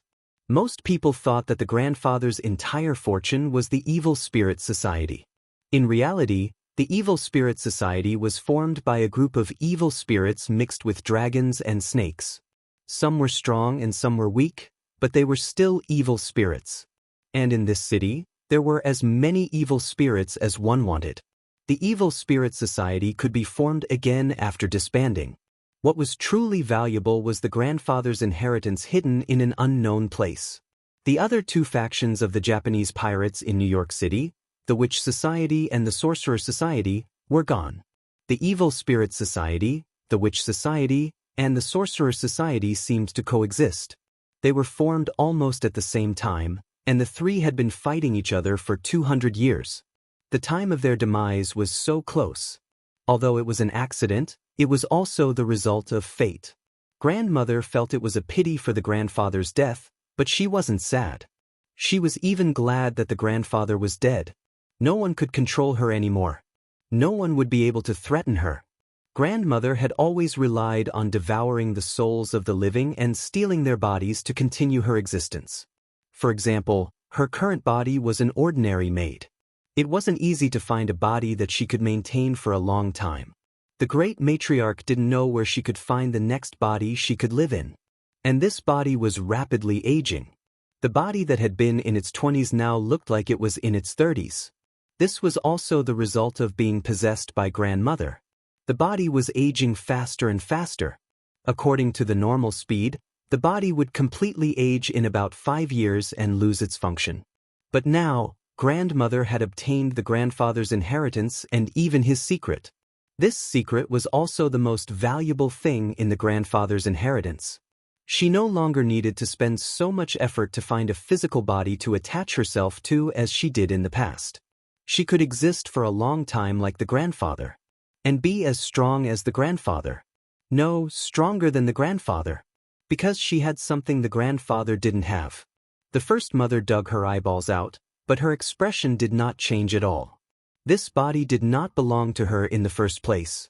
She was just an outsider who took over the nest.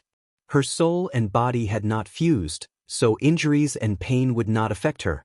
Then, the great mother stuffed the eyeball that she had dug out from Norma into her own eye socket. He then used black magic to fuse the eyeball with the body. At this moment, the green pupils began to emit a demonic light. At the same time, lines began to spread around his left eye socket.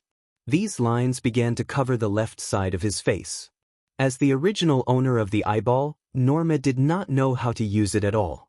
It was impossible for ordinary people to understand the use of this eyeball. These were the eyes of a nightmare. In Western myths and legends, nightmares were magical beasts that could spread nightmares. In fact, nightmares did not stop there. They liked to enter dreams and use the dream to control the other party. Controlled creatures or people were like walking corpses. 10 years ago, the Great Mother discovered young Norma's special bloodline. Plus, she happened to be residing in Undine's body at the time. Hence, the Great Mother had been waiting for Norma to become an adult. Waiting for her eyes to truly possess the power of nightmares. Not long ago, the long-awaited fruit finally ripened. The Great Mother began to guide the power of nightmares. In fact, what Norma saw was not an illusion. What she saw were scenes and people from other people's dreams. Nightmares could discover who was dreaming nearby, then sneak into their dreams. The Great Mother suddenly frowned. Not enough. It seemed that the power of nightmares was not perfect. That's right, it was because it was just an eyeball. Hence, it could not fully unleash the power of nightmares. In other words, only by gathering both eyeballs could one possess the complete power of nightmares. At this moment, a faintly discernible figure floated in. This spirit was none other than Prague. Prague's life was filled with sorrow. First, he was deceived by the Great Mother. He naively thought that he could obtain the endless wealth of the Klalem family. But from start to finish, he was only a tool of the Great Mother. Even if the plan succeeded, he could not escape the fate of being controlled by the Great Mother. Of course, the current result was still pitiful. Even in death, he could not escape from the Great Mother's control. Master. Prague lowered his head and bowed respectfully.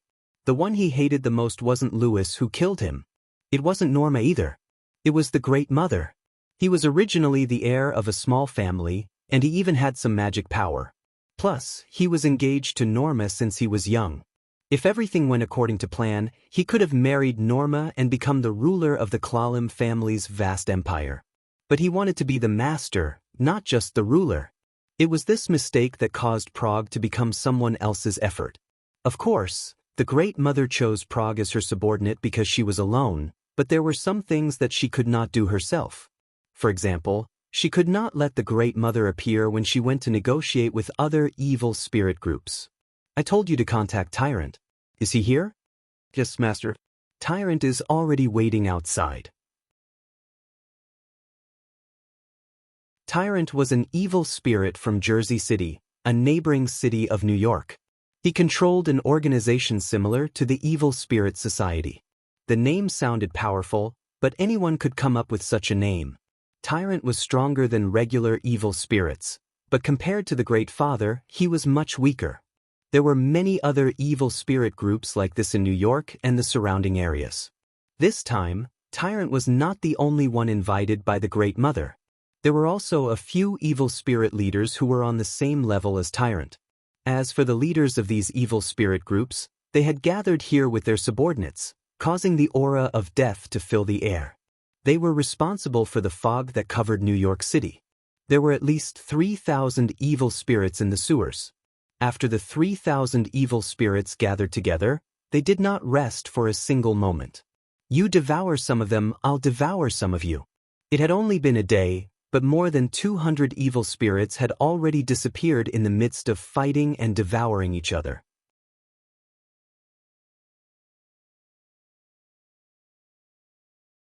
Chapter 7:11. George sneaked in among the evil spirits. It wasn't his first time in the sewers. After all, he used to be a core member of the Evil Spirit Society. So he couldn't be more familiar with this place. However, today's lineup looked a bit scary. A tall evil spirit passed in front of George. The evil spirit was wearing a suit, but his body was so bloated that he looked like a mountain of meat. George abruptly took 2 steps back. The evil spirit turned to look at George and revealed a malicious smile. George trembled in fear. It was Mr. Violet from the Stylen building. Speaking of Mr. Violet, when he was alive, he was a billionaire who lived up to his name. His company was the largest and most professional demolition company in the world. 18 years ago, he had funded the construction of the Stylen building, but on the day it was completed, he went bankrupt. Then he took his Stylen building, along with more than 300 people in the building, and went to hell. On the day the Stylen building was put into use, he blew it up. This incident shocked the United States and even caused a sensation internationally. No one expected a tycoon to do such a crazy thing. The original site of the Stylen building was still empty. It was said that someone once saw an unfamiliar building at night, walked in, and never came out again. Even in the circle of evil spirits, Mr. Violet was a true monster. As long as one entered his territory, be it human or evil spirit, they would disappear forever. Mr. Violet grinned. "Coward, this isn't a place you should be." Just then, another evil spirit group came. This group was led by a young man and woman. The evil spirits behind them were also a group of young people. George vaguely remembered them. They were the West Street Villains. They used to be a rebellious youth group. They believed in Satan and even named their group the Evil Gang. They had been evil scoundrels when they were alive. After the last fire, all the members of the evil gang had been turned into ashes. But their depraved thoughts still existed, so they turned into fiery evil spirits and stayed in the human world. Although there weren't many of them, their individual strength was very strong. The other evil spirits didn't dare to approach the members of the evil gang. They all took the initiative to keep a distance. Following that, many powerful evil spirits or evil spirit groups arrived one after another. In this underground plaza, there were already more than 10 well-known and powerful evil spirits and their subordinates. There were also thousands of evil spirits. When they gathered together, the entire square was filled with an oppressive aura. At this moment, the Great Mother appeared. It was George's first time seeing Mother. However, he recognized the Great Mother's left eye. It was filled with an evil aura. He had never felt this way when he saw Norma. The Great Mother was as tall as the Great Father. But she gave off an oppressive aura that made it hard for people to breathe. George had only experienced this kind of pressure from the grandfather. George's legs couldn't support him anymore. Great Mother sat on the highest stone chair like an empress. "I'm glad you're all here." The Great Mother's voice was loud and clear. This made George a little dazed, as if the person sitting on top was the grandfather. "I now announce that all of you will become a part of the Evil Spirit Society."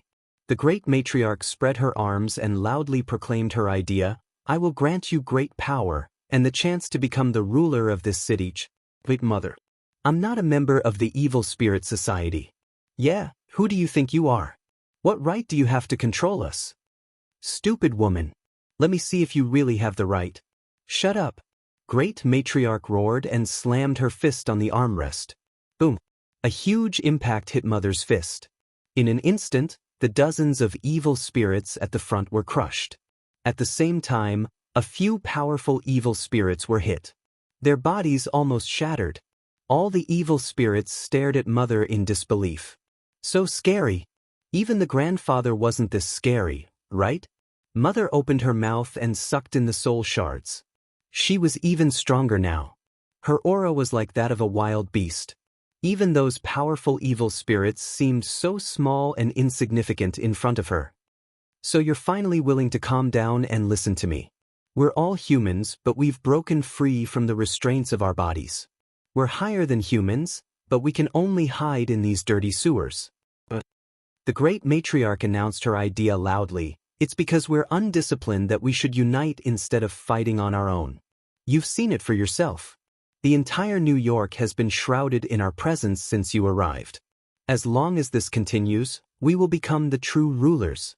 The sunlight will no longer be a threat to you, and the living will become our servants. Now tell me, what's your choice? If we listen to you, can we kill as we please?" A member of the Evil Spirit Society asked. "First, you have to prove your worth. If it's just killing, many evil spirits here can do it. How do we prove ourselves? Tomorrow night, you have to break into a manor for me. It's a human manor, but there are many spiritualists in the manor. Kill them all and offer them to me. Only then can you prove the value of your existence. Also, bring me a girl with a green pupil in her right eye." Mother stood up and opened her left eyelid with her finger. "Can you feel it? Your own strength." The green light spread among the evil spirits. All of them could feel it. Right at this moment, all of the evil spirits could feel that their originally thin and weak bodies were expanding at an alarming rate. Regardless of whether they were male or female evil spirits, their bodies had become like bodybuilders, and their auras had skyrocketed several times. Every evil spirit was screaming. Even the stronger evil spirits could feel their power growing. George felt terrible. The power was repelling him. He was repelling it too. "There's a traitor among us." Mother looked over. There were a dozen evil spirits there. Like George, they didn't grow stronger. Instead, they felt terrible. George and the dozen evil spirits looked at each other. They understood immediately. They were the guardian spirits of a certain spiritualist.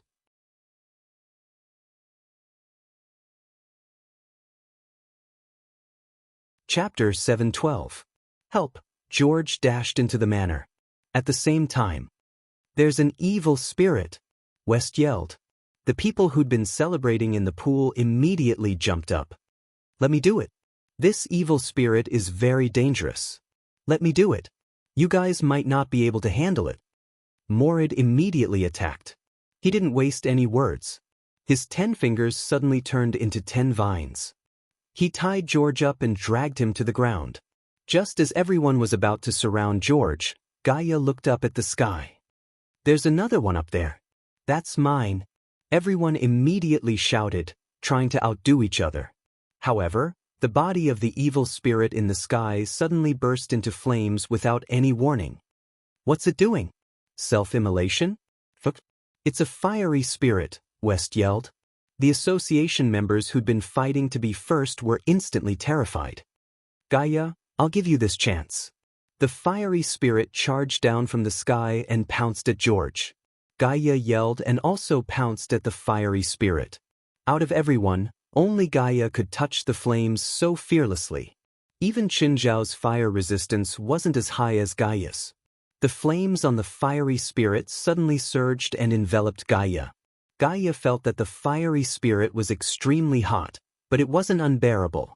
Gaia headbutted the fiery spirit's head.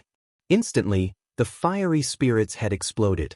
But the next moment, the fiery spirit's head reassembled. Gaia used magic. "Physical attacks won't work," the group shouted from nearby. Gaia had the strongest magic power among them, but she didn't specialize in magic. Instead, she specialized in physical combat. Suddenly, Gaia opened her mouth and sucked the flames on the fiery spirit.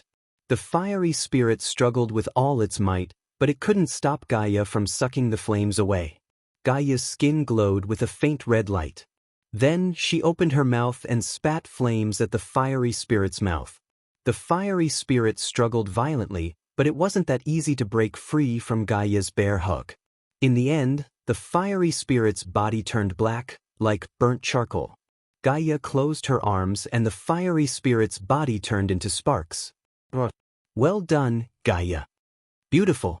Gaia was the main combat force of the supernatural organization, so there was nothing to complain about when it came to combat. Everyone looked at George, who was bound by Morit. George was shocked. "We're on the same side." "I'm on the same side." "Who's on your side?" Just then, Qinzhao and Louis walked out. They also heard the commotion outside, so they came out to see the situation. "What are you doing? Why are you tying George up?" "Boss, save me." "Mr. Qin, save me." Seeing Qinzhao and Louis, George immediately cried for help. "What's going on?" "Guild leader, do you recognize this evil spirit?" "He's Louis's servant, let him go." Everyone looked at Morid. West immediately said, "Morid, I've said it many times. Don't attack indiscriminately." "Look, you accidentally hurt your own people." "Yeah," Jalik said. "They're useless in a fight. They'll just bully their own people." Morid. When George was easy to bully, they all fought to be first. "George, why aren't you hiding during the day?" Qinzhao asked. George broke free. "Mr. Qin, the situation is bad. The Evil Spirit Society is back. The woman who hurt Norma was actually possessed by an evil spirit called Mother. She's very powerful, even more so than Grandfather. She also gathered more than 1,000 evil spirits. The entire New York is filled with a deathly aura. That's why I can come out during the day." "Mother? They're going to attack tonight?" "More than 1,000 evil spirits?" Everyone's expression changed. What kind of scale was that? Not only that, Mother seems to have the ability to strengthen evil spirits. Every evil spirit's power has increased by multiple times. Hearing this, everyone's expression changed again. More than 1,000 evil spirits were already terrifying, but the number had increased by multiple times. Even Gaia, who had the most battle experience, had a serious expression. "That flame evil spirit is also from the Evil Spirit Society?" "Yes, they found me. He's here to kill me." "What level is he in the Evil Spirit Society?"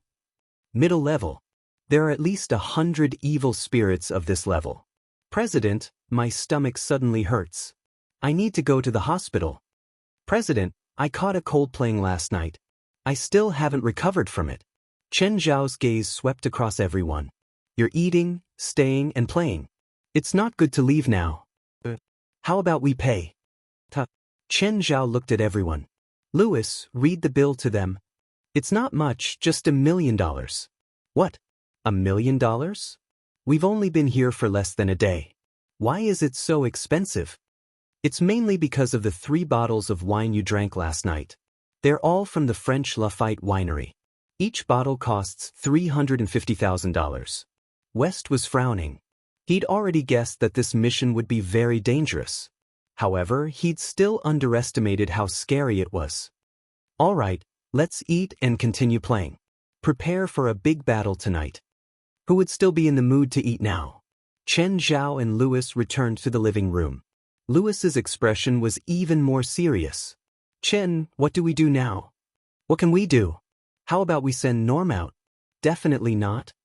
If not, let's prepare for war. But did we win? I don't know.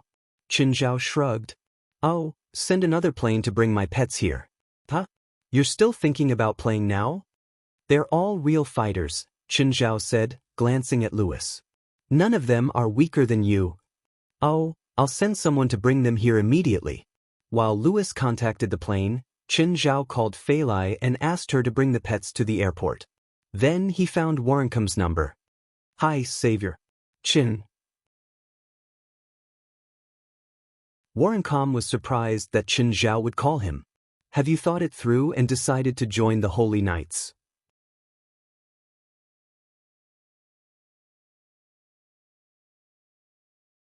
Chapter 7:13. President, who are they? West asked in a low voice. Did Chen Zhao summon all of them here just to welcome these people? They looked like a regular army. But the weapons in their hands were clearly used to deal with supernatural creatures. Moreover, their auras were many times stronger than the people behind Chen Zhao. Warrencombe walked up with a smile and hugged Chen Zhao. Hi, Chen. Nice to see you again. I really hope that I'll never see you again, Chen Zhao said, sighing. Chen Zhao looked behind Warrencombe. Other than Hawkinson, Wallace, and Yuna, there were 4 other unfamiliar faces. They are new members of the Temple Knights. They look very imposing. Chen Zhao studied the 4 new Holy Knights. There were 3 men and 1 woman. The woman was very pretty. She had silver-white hair and skin as white as snow. She was petite and wore black lip gloss. Her gaze was rather aggressive. The silver-haired woman crossed her arms and chewed on her gum. She didn't seem to care about anyone. The other eye-catching person was a big bald head. He looked like the movie star Dwayne Johnson. However, he seemed to like to show off his figure. His chest muscles kept bouncing. Chen Zhao's figure wasn't bad, but he really couldn't do that. The other person was skinny and wore glasses. He looked a bit wretched. The last newcomer kept following the silver-haired woman, trying to please her. Guys, come and get to know each other, Warrencombe called. The 4 walked up. The silver-haired woman asked, Captain, who are these random people? This was awkward. As the saying went, don't hit someone's face. Don't scold someone's shortcomings. You can easily die on the streets like this, you know? Chen Zhao looked at the people behind him and then at the silver-haired woman. Warrencombe, the Temple Knights indeed need someone with a sharp tongue. You have a good eye. Are you saying that I only know how to talk? The silver-haired woman looked at Chen Zhao proudly. I didn't say that. Chen Zhao waved his hand. Her name is Falmo Isna. She has a very special bloodline, Warrencombe said. Then he introduced the other 3 people. The one who had clashed with Dwayne Johnson was called Keck, a retired soldier with no special abilities. However, according to Warrencombe's introduction, Keck was a man of justice. It was said that in order to save 2 unrelated children, he risked his life to fight a roomful of evil spirits. If he hadn't met Warrencombe and the others, he wouldn't be here now. The skinny, bespectacled man was called Puskash, a wizard. There was also the handsome guy who had been fawning over Falconisna. His name was Schick Charlton. How is it? Tell me, what's going on this time? There's a woman who awakened on the 3rd night in the manor, Chen Zhao replied. Warrencombe's expression changed. The 3rd night awakening? Tonight is the 3rd night. Warrencombe took a deep breath. Seems like we'll have a big fight tonight. I'm looking forward to fighting alongside you again. That's why I said I hope to never see you again, Chen Zhao said, rubbing his forehead. Everyone gathered in the living room and started preparing for the night's battle. President, I know an amplification magic array, Alice said. It can increase our combat power to a certain extent. Sure, report to West if you need anything. Qin Zhao nodded. It could increase their combat power and was a very practical support. President, my war dance can amplify a large area now, Belia said. But I need to do it from a high position. Qin Zhao was surprised. He didn't expect Belia to improve so much. In the past, Belia could only amplify one person and the person had to wear a special bracelet. However, if she used the war dance from a high position in the battlefield, it would be suicide. I can protect her, Keck said. Keck took the initiative to say, Miss, as long as I'm still standing, I'll never let you get hurt. That awakened woman also needs protection, Warrencom said. We can't stop all the evil spirits. I'll do it, Qin Zhao said. Warrencom thought for a moment and nodded. Sure, you're strong enough. If you can't stop them, take the woman and run. As long as you can drag it out, you'll be safe. Warrencom hated Qin Zhao's ability to mess up their mentality on the battlefield. Even when facing the source of the fallen, Qin Zhao didn't go through it properly. President, how about I protect Ms. Norma? You're such an important fighter. You shouldn't just stay in the house, West said righteously. Sure, Qin Zhao shrugged. Go. Oh, Warrencom, do you have handcuffs? Cuff West and Norma together. If we can't handle it, we'll retreat first. West's face darkened. President, I suddenly feel like you should stay by Ms. Norma's side. We can stay outside. A bunch of trash, Falmo Isna snorted. Isna, shut up. Warrencom glared at Isna. Qin Zhao pulled Warrencom over. Warrencom, this newbie has a bad temper. Did her parents die because of her special bloodline? How do you know? Did she have a tragic experience when she was young? Warrencom nodded. Do you know Eastern fortune-telling or Western divination? Then she got hurt and her personality changed? You're right. Is there something wrong with her? No, she will meet a man in the future. That man will shield her from the wind and rain. Even if he has to go against the whole world, he will protect her. Oh right, they must fall in love at first sight. She loves his dominance, and he loves her kindness. Wait, Chen, are you sure this isn't a plot from a novel? What are you talking about? You're mumbling. Farmer Isna frowned at the two. No, nothing. Looking at their expressions, Falmo knew that they were clearly talking bad about her. Okay, everyone, get ready. Qin Zhao stood up and stretched. So early? It's not early. It's past 5. Aren't you hungry? Are you talking about dinner? What else?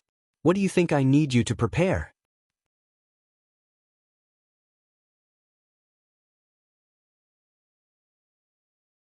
Chapter 7:14. Qin, there's going to be a big battle soon.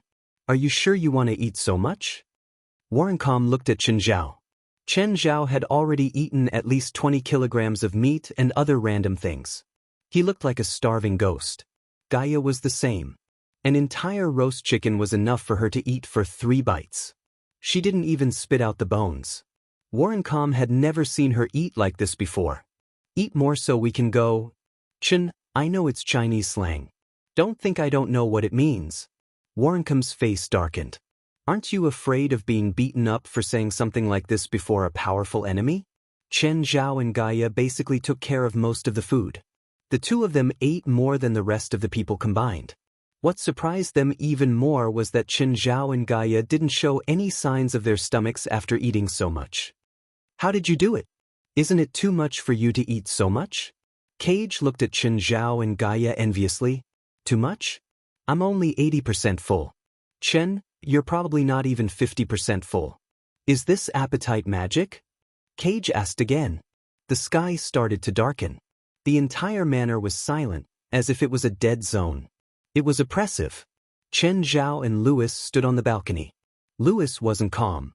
He'd come into contact with the supernatural circle and was even considered a supernatural person. However, he'd never experienced something like this. Chen, can we win? Unbind your right arm. You don't need to suppress it anymore. You should let Blackie move around.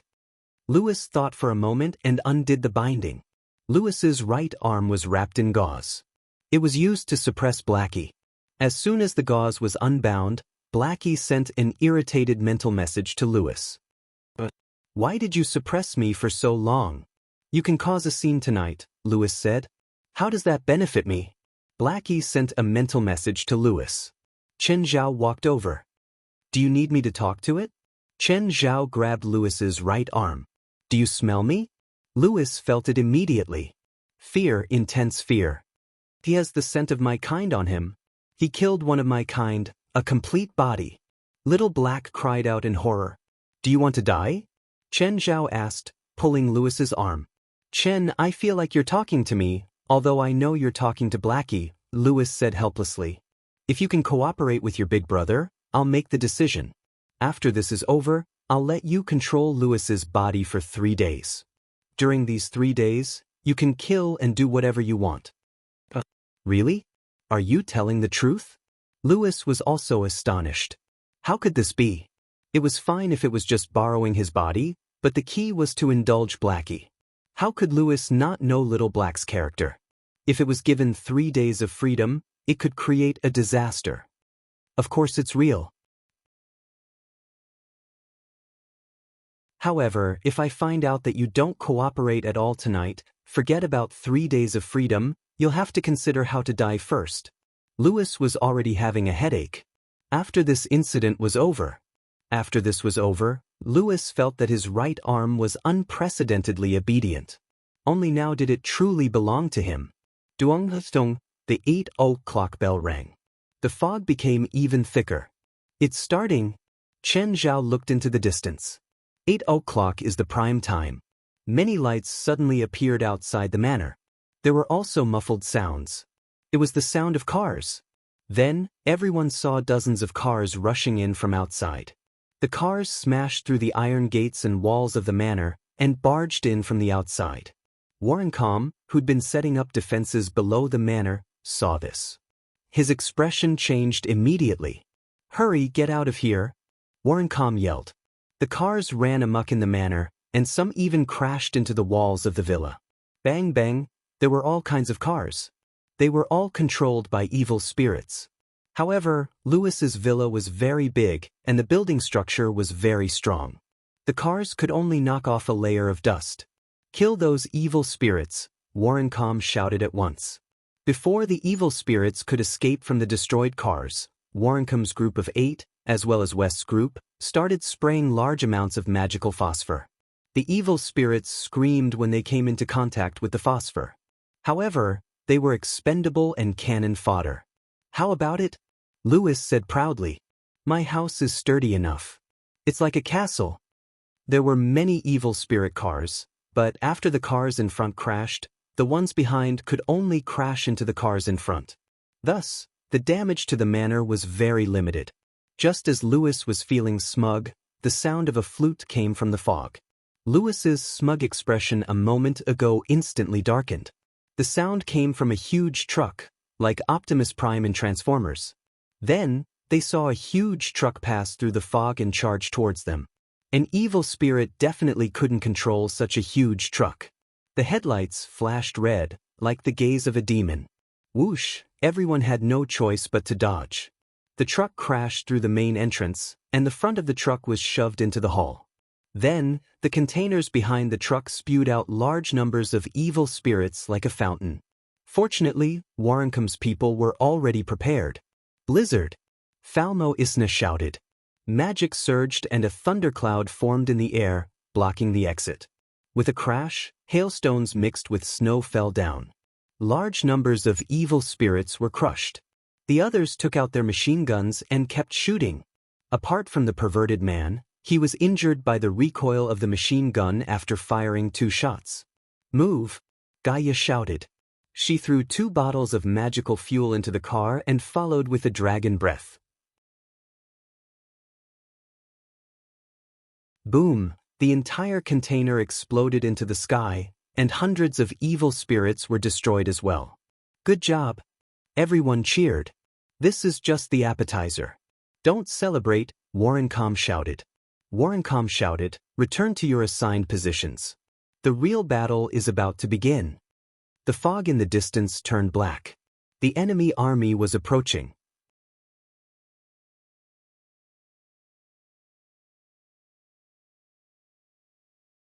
Chapter 7:15. Driver, can't you drive faster? Miss, it's so foggy, and there's a damn traffic jam. How can I drive fast? The driver complained. Also, are you sure your pet won't tear my seat? Feilai was helpless. She kept looking at the time. She felt that she finally had a use. Even if she didn't join the battle, she could at least bring reinforcements to the battlefield. But now, she was stuck on the road. There was a huge traffic jam in New York today.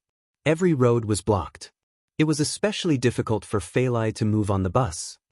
If you can reach the destination in 20 minutes, I'll give you 10,000.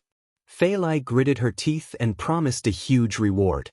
The driver was tempted, but the bus was stuck in the middle of the road. He couldn't go forward or back. What could he do? He could only watch the 10,000 fly away before his eyes. Forget it, Prince. Let's get off and walk. Feilai was anxious. Meanwhile, in Lewis's manor, the battle had already started. It was like a real battlefield. Bullets rained and cannons flew everywhere.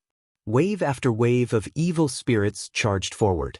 Warrencom and the others relied on their powerful weapons to block the evil spirits in front of the villa. Gaia also had the weapons Warrencom provided. A magic grenade was thrown out.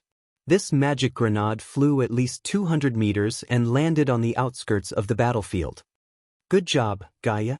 Are you interested in joining the Temple Knights and maintaining world peace? No, Gaia replied. I'm satisfied with my job and environment in the supernatural organization. She raised her gun and shot an evil spirit that pounced at her. If you're interested, you can call this number. Warrencom raised his hand elegantly. With a bang, an ambushing evil spirit's head was pierced. Windblade! Jalanash yelled. A gust of strong wind blew. There were more than 10 wind blades in it. A few evil spirits were torn apart by the wind blades. Jalanash, do you want to join the Temple Knights? You are a very good witch. You will make the world remember your name. Ignoring Warrencom, Jalanash yelled, Elemental Stone Man. Warrencom was being snubbed. He wandered around the battlefield while looking for a new target. Mr. West, are you interested in pre-ordering the Supernatural Organization's magic rating package? I'll give you a magic ring that can amplify your magic slightly. Look at the ring on my hand. Doesn't it look nice? Suddenly, 2 evil spirits attacked West from behind. Be careful. Warrencom was about to raise his gun when he realized the 2 evil spirits were pouncing on West's back. What magic is this? My magic is to strengthen mental power. If it was before, it could only speed up my thinking speed, but since I used the ring, I can slow down other people's thinking. Are you sure you don't want a magic rating package? Wester was only able to use this move because of Belia's battle dance and Alyssa's magic array. Suddenly, a violent explosion occurred 100 meters ahead. Dozens of evil spirits were engulfed by the explosion, leaving nothing behind. Well done. Jalig and Padala bumped fists. Warrencom immediately understood. No wonder the 2 of them had been asking for things from them today. They'd been messing with this big guy. Warrencom ran to the 2 of them. Hello, the Temple Knights lack talents like you. Are you interested in joining the Temple Knights to maintain world peace? I'll ask our president. If he agrees, I'll agree to your request. Forget it. Pretend I didn't say anything. If Chen Zhao knew that Warrencom was trying to poach his people, he might not rest until he died. Padalu took out some more parts, and with a dazzling movement of his hands, a strange mechanical wheel was pieced together by him. The whole process did not take more than a minute. Warrencom gasped. What kind of magic was this?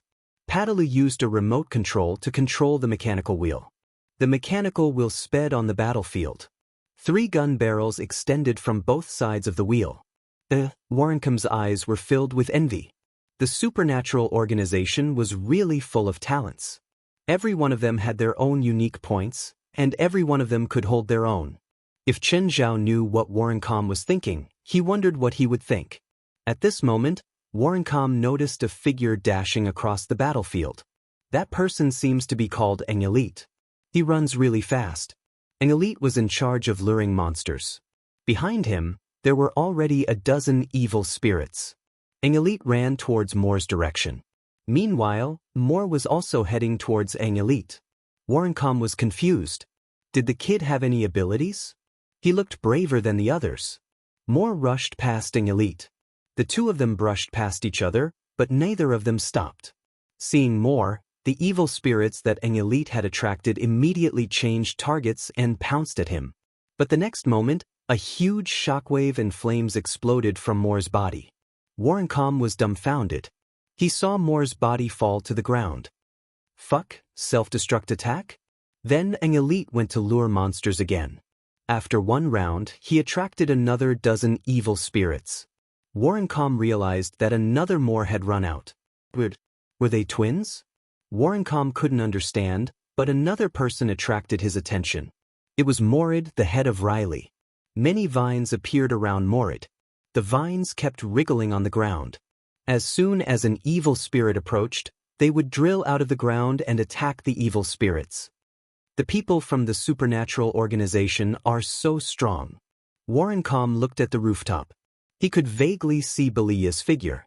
At the moment, Keiko was also attacking the evil spirits attacking from the sky. His marksmanship was very good. He could blow up an evil spirit's head with each shot. On the outskirts of the battlefield, Great Mother stood in the darkness, watching everything that was happening on the battlefield. Standing beside the Great Mother was the true force behind this attack. Those who had charged in were all cannon fodder. She could have as many cannon fodder as she wanted. Even if they all died, she wouldn't feel bad. One of you go get rid of that woman on the rooftop. She's releasing some kind of magic that increases their fighting strength. At the same time, she's suppressing our people's fighting strength. Grandmother, let us go, a member of the evil faction said.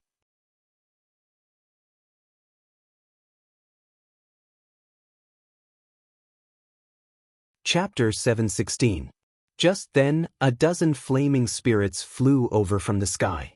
Everyone raised their heads to look at the sky, and their expressions changed drastically. Gaia's eyes were filled with urgency. She took 2 steps back and then sprinted. She charged at the mansion and kicked off with both legs. She jumped onto the wall of the 2nd floor and climbed up using both hands. A dozen flaming spirits floated above the roof. Gaia climbed up as well. She had experience fighting flaming spirits. She knew these things were not easy to deal with. A flame evil spirit fell from the sky like a meteor falling to the ground. Oh no, touch! Gaia could not reach in time. Kek pounced and pushed Belia to the ground. The moment the flaming spirit landed, there was a violent explosion.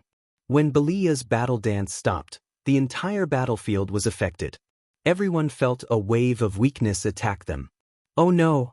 Belia immediately realized she had made a mistake. She quickly stood up. I need to put on my clothes. Belia's battle dance was just like that. Once she stopped, she had to start again, taking off her clothes. Just then, another flaming spirit charged over. Gaia had already charged over. Bang! With a single punch, the flame evil spirit's soul was directly dispersed. Come on, you scum! Gaia roared. Let me twist your dick off and blow it up like a balloon. Kek glanced at Gaia. Fine. She looked a little more manly than him. Kek turned to look at Belia. Belia was hurriedly putting on her clothes. One after another, the moment Belia stopped her war dance, the battlefield began to crumble. Enrich suddenly realized that he had slowed down. His mana consumption had also increased. The others were in a similar situation. Everyone had different degrees of problems. The pressure on Warrencom's people increased as well. Farmer Isna was affected too. Just then, a huge figure walked over from the edge of the battlefield. Mr. Violet appeared. His body was like a mountain of flesh as he strolled toward the mansion. The great matriarch stood on Mr. Violet's shoulder, surrounded by several high-level evil spirits.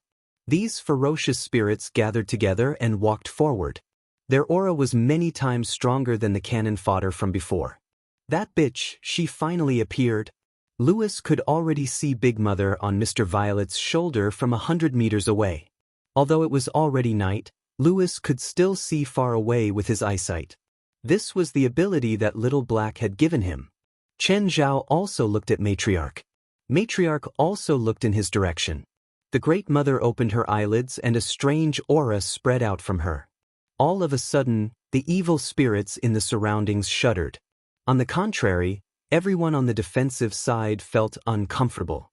His head felt dizzy, as if he was about to fall asleep. Chen Zhao shook his head. He was affected too. However, he immediately came to his senses.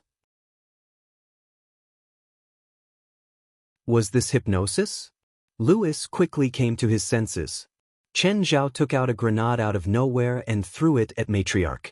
Bang! Mr. Violet blocked the grenade with one hand and protected Big Mother on his shoulder. However, Matriarch was still affected.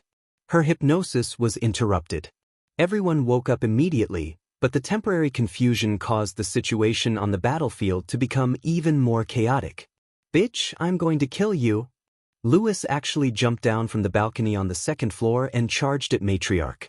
As Louis ran, his right arm kept expanding and was covered in black scales. Matriarch laughed strangely at Louis, who was charging over. Isn't this Mr. Louis? I didn't expect you to be from the spiritual world too. Bitch, go to hell. Louis leaped high into the air. His right arm was like a hammer as it smashed down from above. Mr. Violet raised his arm. His arm was the same size as Louis's right arm. It smashed out heavily and collided with Louis's right fist.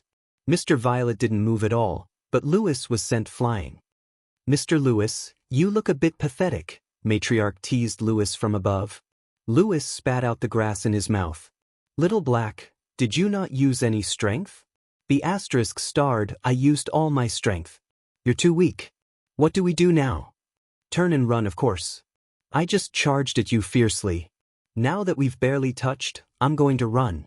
That's too embarrassing. If you die here, I'll die too. I still want to borrow your body for 3 days. I don't want to die here. Matriarch didn't know that Louis was talking to his arm, but she didn't want to waste any more time. Okay, the entertainment ends here, Matriarch said calmly. Violet, move forward and clear everything. Mr. Violet strode forward and unbuttoned his suit. At first, Louis thought he would see something horrifying. But Mr. Violet's suit was empty. There was nothing inside.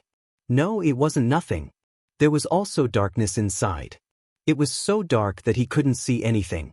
Suddenly, something rushed out of Mr. Violet's stomach. A strange living corpse. The zombie's body was withered, its limbs twisted, and it screamed shrilly. Moreover, he was extremely fast as he charged directly towards Louis. Louis immediately raised his fist and smashed it. The zombie was smashed into pieces instantly. Louis had thought that it was some big move. But this was it? Just as Louis was feeling pleased with himself, the broken Prometheans suddenly exploded. Louis was sent flying by the explosion. Just then, more self-destructing zombies rushed out of Mr. Violet's stomach. They swarmed out like a swarm of bees leaving their nest. They started spreading in all directions. Boom, boom, boom. These zombies didn't have any combat power, but their self-destruction was as powerful as a grenade. After holding out for more than an hour, the line finally collapsed. Mr. Violet swaggered forward while the self-destructing living corpses kept bursting out from his stomach. These self-destructing zombies jumped up to the balcony on the second floor.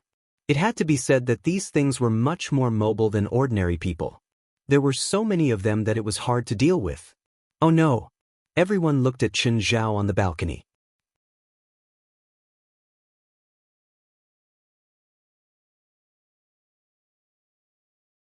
Chapter 717. Boom, boom, boom. The entire night sky was illuminated. The surrounding mist was blown away too. At the same time, half of the mansion was gone. Everyone's expression froze. No one could survive such an intense explosion, right? Gaia carried Belia and Kiki. They almost fell into the gap. Louis's face was pale. After all, Norma was behind Chen Zhao. How could Chen Zhao and Norma survive such an explosion? She didn't care about Norma's life or death. She just wanted Norma's eyes. Even if Norma died, her eyes could still be used. Go up. She patted Mr. Violet's head. Mr. Violet's huge body jumped up and landed on the second floor. But the next moment, a terrifying impact was released from the inside and outside. The hundreds of evil spirits in the surroundings instantly turned into nothingness. Boom! Everyone saw a streak of fire shoot out of the room on the second floor. At the same time, they saw a huge body fall from the second floor. Mr. Violet? But now, everything above his stomach was gone. She landed before Mr. Violet's spiritual body. She sucked hard and sucked Mr. Violet's spiritual body into her body. Chen Zhao strolled out of the room. You bastards! Don't you know how to walk through the front door? Everyone stared at Chen Zhao, dumbfounded. Half naked, Chen Zhao looked down at Matriarch. It was just like how First Mother had looked down on Louis earlier. First Mother lifted her head. She felt angry and dissatisfied at that gaze. Shock filled Farmer Isna's face. Was this person really the same person as the Chen Zhao from before? When Farmer Isna first saw Chen Zhao, she'd thought that he was frivolous and wouldn't be very powerful. They only thought that Chen Zhao was frivolous and wouldn't be very strong. True power couldn't be displayed through appearances. Suddenly, First Mother opened her mouth and spat out a large amount of black gas. Don't touch the black gas, Farmer Isna cried. Don't touch the black gas, Farmer Isna cried out. Wherever the black gas spread, everything started to corrode. Even concrete and steel bars started to corrode under the black gas. But when the gas reached Chen Zhao, it all disappeared. After absorbing all the black gas, Chen Zhao raised his right arm and pointed at Great Mother. The black gas was condensed into a ball by the mouth of Gluttony. The mouth of Gluttony opened, and the black ball shot towards Great Mother. Madame First's expression changed drastically, and she hurriedly dodged. Although she was the one who released the black gas, it did not mean that she was fearless. That was a filth that could even corrode spiritual bodies. But it was ineffective against that person. On the contrary, his own attack was actually used by his opponent to attack him. Who exactly are you? Matriarch stared at him. I'm your grandpa. Great Mother's face darkened. Warrencom and the rest looked away. As expected, that familiar feeling returned. Don't say that I didn't give you a chance. If you have any big moves, use them now. Chen Zhao's arrogant attitude made people want to beat him up. Matriarch stared at him coldly. You think you've won for sure? That's why I'm giving you a chance to use your ultimate move. The great Matriarch took a deep breath, and her body doubled in size. It's this trick again. Grandfather used it once in front of me, but it was useless. Matriarch froze. Was this person the one who killed the grandfather? It seemed that she could not be careless. You think I'm like the grandfather? Matriarch laughed. But I really should thank you. You killed most of the evil spirits. I'll kindly accept their soul fragments. They used the same move, devouring. But the effect was definitely different. The grandfather devoured the evil spirits by force. Each evil spirit was an individual with a mind. Thus, the power that the grandfather could truly use was less than 1/10 of the evil spirits he devoured. But Matriarch felt that she was different, because she was devouring the fragments of the evil spirits. They no longer had minds, but their power had not dissipated. With every breath the Great Mother took, her aura became even more terrifying. Warrencom and the rest retreated subconsciously. Matriarch was becoming more and more frightening. Chin, stop playing. Stop her. You can't let her continue growing stronger. No, I have to keep my word, Chen Zhao said sternly, shaking his head. A normal evil spirit could only bring him ordinary angelic crystals. However, a powerful evil spirit was a different story. After killing the grandfather, Chen Zhao had obtained a perfect angelic crystal. Chen Zhao had used that angelic crystal to kill Logan Samuel. So, the stronger Matriarch was, the more benefits he could obtain. Matriarch did not disappoint Chen Zhao in this aspect. She was indeed becoming more and more terrifying. Only when you become stronger will you be qualified to fight me. Those who did not know better would be shocked by Chen Zhao's words. But Warrencom knew Chen Zhao too well. When he'd fought the source of the fallen, he hadn't been honest at all. Matriarch had indeed become very powerful. So powerful that people feared her. Am I strong enough now? Matriarch looked at Chen Zhao.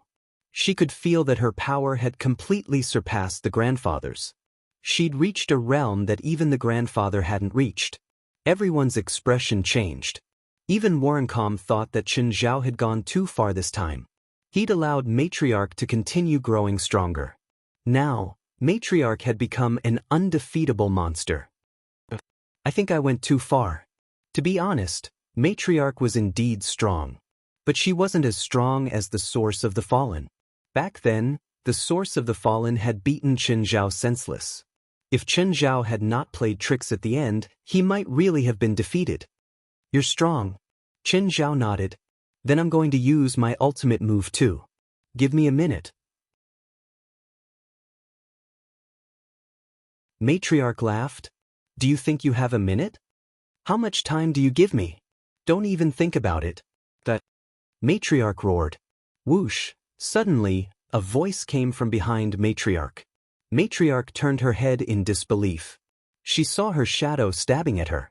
Moreover, the blade was still embedded in her back, and there seemed to be something on the blade that was drilling into her body. Chen Zhao had already controlled the dark serum to move behind Matriarch. Then he wrapped the bronze sword in the serum and stabbed it into her body. The dark serum flowed along the bronze sword and drilled into Matriarch's body from the wound on her back. Despicable. You despicable bastard.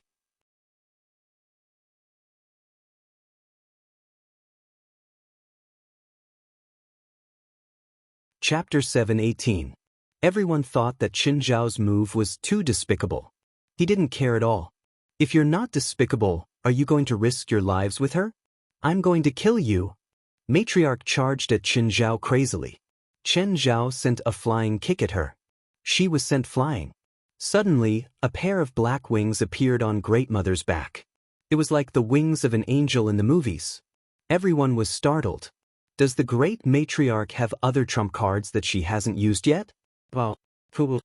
Chen Zhao stared at matriarch with glowing eyes. However, the great matriarch didn't seem to like black wings. She tried to reach out and remove the black wings. However, her hand really couldn't reach it. You don't like the wings of a fallen angel? I'll change it for you. Then, the black wings on her back turned into wings. Poochie, everyone was about to burst into laughter. What ultimate move? It was just Chen Zhao's trick. At this moment, Big Mother, who had wings on her back, felt extremely awkward. You don't seem to like wings either. What should I change it to? What about the shark's fin? At this time, the wings turned into shark fins. Everyone covered their mouths. They were afraid of attracting the attention of the First Mother. Chen Zhao could afford to offend Matriarch, but they couldn't. But now, Matriarch was really broken by Chen Zhao. How could this guy do this? It was clearly a serious battle. Show some respect to your enemy, will you? Just then, Fei Lai's voice came from afar. Chen, I'm here to help you. Chen Zhao was surprised. Why was Fei Lai here? The moment she saw Fei Lai in the distance, she charged towards her recklessly. Fuck, you're too excited, aren't you? Chen Zhao immediately controlled the dark serum and let it wreak havoc in Great Mother's body. As Great Mother ran, black blood spurted out of her mouth. However, physical injuries would not affect her movements. Fei Lai dodge. Chen Zhao chased after Great Mother and shouted at Fei Lai at the same time. Just then, Samuel took 2 steps forward. The great matriarch didn't even pay attention to the little kitten in front of her. Or perhaps he noticed it but didn't take it to heart. But at that moment, Great Matriarch suddenly froze. Then, Great Mother's body was pierced by countless black threads. The black thread pierced through Great Mother's body. If the Great Matriarch moved, not only her body, but even her soul would be cut into pieces. Samuel's projection was weak, but he could control the darkness' original fluid. Moreover, his control over the dark serum was 100 times better than Chen Zhao's. Fear, This was the first time Great Mother felt fear. An inexplicable emotion. The next moment, the dark original fluid suddenly shrank. It wrapped around Great Mother and twisted her like a fried dough twist. Chen Zhao walked over to Fei Lai and held her hand. Why are you here? I'm here to bring you reinforcements. Thank you. If you didn't bring them here, we would be in danger. Everyone looked at the two. Can you stop lying through your teeth like that? Big Mother is almost broken by you. How is it dangerous? Really? But I didn't seem to do anything. Of course. Ask them if you don't believe me. Chen Zhao turned his head. Everyone nodded their heads. Noticing Chen Zhao's threatening gaze, Chen Zhao frowned. Whoever didn't nod at this moment would be the same as throwing away their heads. Master, I don't think she's dead yet, Samuel said. Chen Zhao opened a portion of the dark serum, revealing Great Mother's head. She wasn't dead yet, but she was close to it. Let's take a photo together. Chen Zhao mentioned Great Mother. Smile. Wait, together. Fei Lai immediately moved to the camera. Everyone was speechless. This couple really deserved to die. If they won, they won. Wasn't it better to kill her with one strike?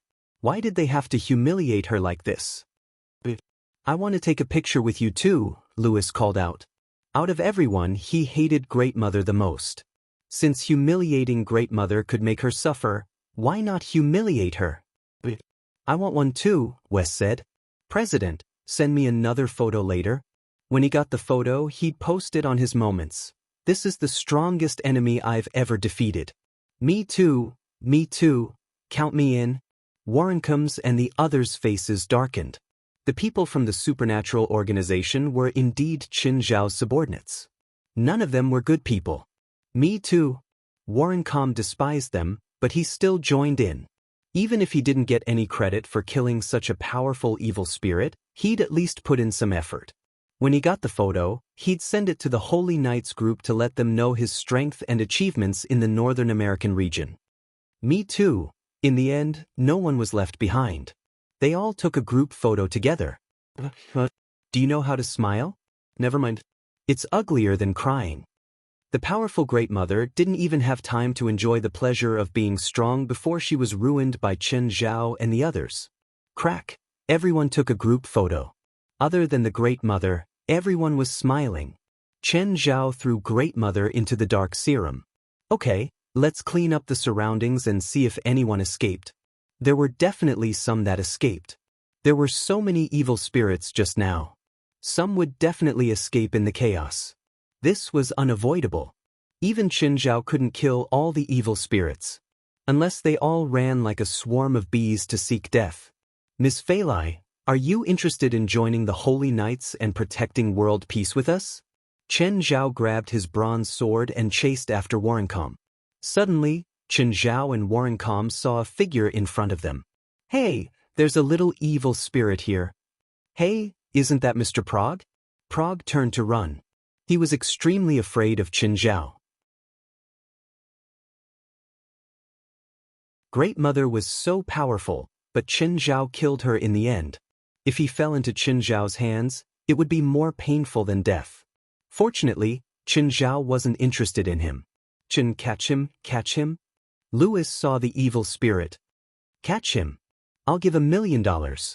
Fuck, what are you talking about? Chen Zhao yelled and charged at Prague. At this moment, a figure caught up to him. Out of all the people, only an elite could catch up to Chen Zhao. What are you doing? I'm chasing $1 million, an elite said without hiding anything. Chen Zhao turned to Warrencomb. What about you? I'm chasing $1 million too. Aren't you a holy knight? Shouldn't you be chasing justice? Why chase money?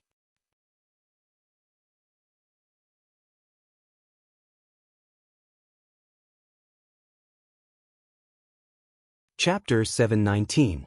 Chen Zhao was speechless. He could only chase after them. Chen go. Turning around, Chen Zhao saw Fei Lai chasing after him on Princess. Unfortunately, Princess couldn't run at all. In just a short while, he had already disappeared. Chen Zhao could understand an elite, but why was Warrencomb also running so fast? Warrencomb, are you on drugs? Yeah, we holy knights have special drugs. Do you want some too? With that, Warrencom tossed Chen Zhao a bottle. You could only take one at a time. Don't take too many. Fuck, I don't need it. Chen Zhao sped up. An elite could go extremely fast for a short period of time, but he couldn't. But he couldn't last long. Warrencom could only keep up with Chen Zhao by taking drugs. But he couldn't last long either. Fuck, why is that evil spirit also running so fast? Prague dove into the sewer. For the $1 million, Chen Zhao did. Warrencom followed too. Warrencom, you're not young anymore. You've taken too many drugs. Be careful. Chen Zhao sped up again. He wanted to catch up to Prague and get rid of Warrencom. But the sewer wasn't easy to walk. Warrencom still chased relentlessly. Chen, give this guy to me, Warrencom said. Everything I do is to maintain world peace. Fuck, I finally know why characters like you are always villains in novels. Chen Zhao wouldn't give up the million so easily. At the same time, he mocked Warrencom, you're so righteous even when eating shit. But soon, the path under their feet disappeared. The two stopped immediately. The sewer before them was completely circular. If they wanted to continue, they had to wade in the water. For justice, Warrencom decided first and jumped into the dirty water. For $1 million. Chen Zhao didn't want to give up. Prague was in a panic now. He kept running toward the headquarters of the Evil Spirit Society. There were still some evil spirits here. They'd been guarding here. Someone's here. Hurry and stop them, Prague ordered. Prague wasn't strong, but the evil spirits all knew that he was Matriarch's trusted follower. Even in the world of evil spirits, social classes still existed. Chen Zhao and Warrencom walked like there was no one there. To them, they would rather face evil spirits than tread on dirty water. Most of the time, you never knew what was slippery under your feet. Of course, they would rather not know. Chen Zhao kicked open a stone door. Beside him, Warrencom complained, Chen, slow down. The dirty water is splashing on my face. Why you still here? The two of them finally landed, but the two of them had already become stinky. They both looked at each other in disdain. Chen Zhao looked around. This was an underground building that had been excavated from the sewers and rebuilt. However, there were many corners and corners here. Let's split up, Chen Zhao said. It's whoever gets caught. Fine if I catch it, don't try to snatch it. I'm not that tasteless. Chen Zhao pouted. This was the headquarters of the Evil Spirit Society, and it wasn't small. There were dozens of rooms crisscrossing each other, and they were all electrified. Chen Zhao didn't understand why these evil spirits wanted electricity. There were also many evil spirits hibernating here. However, as long as they appeared before Chen Zhao, he would kill them without exception. Chen Zhao didn't run around without a plan. Instead, he had someone guide him. It was simple. He just had to catch an evil spirit. Chen Zhao used the dark serum as a leash to lead the evil spirit. Finally, under the guidance of a guide, Chen Zhao found a heavy stone door. It was very heavy, at least 10 tons. Chen Zhao clenched his fists and pressed them against the door. The eye of power opened. Whoosh, under Chen Zhao's power, the door started to open. Chen Zhao saw that Prague was in the room behind the door. However, Prague's spirit body was spasming right now. His aura was very similar to mother and grandfather. He also had an evil aura. Chen Zhao saw a stone platform behind Prague. There was a black key on the platform. The black key was emitting wisps of black gas. However, the black gas was absorbed by Prague. Prague suddenly looked at Chen Zhao. A hint of fierceness flashed across his eyes. Chen Zhao twitched his lips. Had he forgotten who he was after just 2 breaths? Prague wasn't grandfather or mother. Even if he had the same opportunity, he was still too weak. The threat posed by a tiger on stimulants and a cat on stimulants was not the same concept at all. Chen Zhao walked toward Prague. I'm going to kill you. Prague pounced at Chen Zhao. Whoosh, whoosh, the dark serum had already trapped Prague. He was dragged to the ground. Chen Zhao didn't even change his path. He stepped on Prague's spirit body and walked forward. Chen Zhao came to the black key and looked at it. After looking around, he squatted down before Prague. Look, what's this? As expected, others couldn't see the key after Qin Zhao touched it. Prague had been absorbing the black gas from the key earlier, but after Qin Zhao held it, he couldn't see it at all. Whatever. It's nothing. A while later, Warren Calm found the place too. Seeing Qin Zhao dragging Prague out, he immediately called out, "Qin, we're working together. You should give me half of this guy's reward. I think it's better to kill you." Qin Zhao glared at Warren Calm. He'd worked so hard to catch Prague. How could he give half of the reward to someone else? "Qin, there's something I didn't tell you. Actually, I have late-stage stomach cancer. Because I don't have money, I haven't been treated, cough. I have a special medicine. Do you want it?" "What special medicine?" "Go drink the dirty water outside. I guarantee it'll work. If it doesn't, come to me." Warren Calm didn't seem to know that he was a doctor. Everyone with some understanding would know the symptoms of late-stage stomach cancer, let alone Qin Zhao. This was especially evident from the complexion of the face and the condition of the skin. When Qin Zhao dragged Prague out of the sewers, it started drizzling again. The people of New York had a deep fear of rain. Now, almost every household in New York City had a kayak. You're tuning in to the Dreamy Chapters YouTube channel. We're so grateful for your support, and don't forget to subscribe to join us on this incredible journey through captivating stories. Your generosity through donations truly makes a world of difference, as it's the primary source of revenue that allows me to expand and enhance this channel for you. Thank you from the bottom of my heart for being a part of this adventure.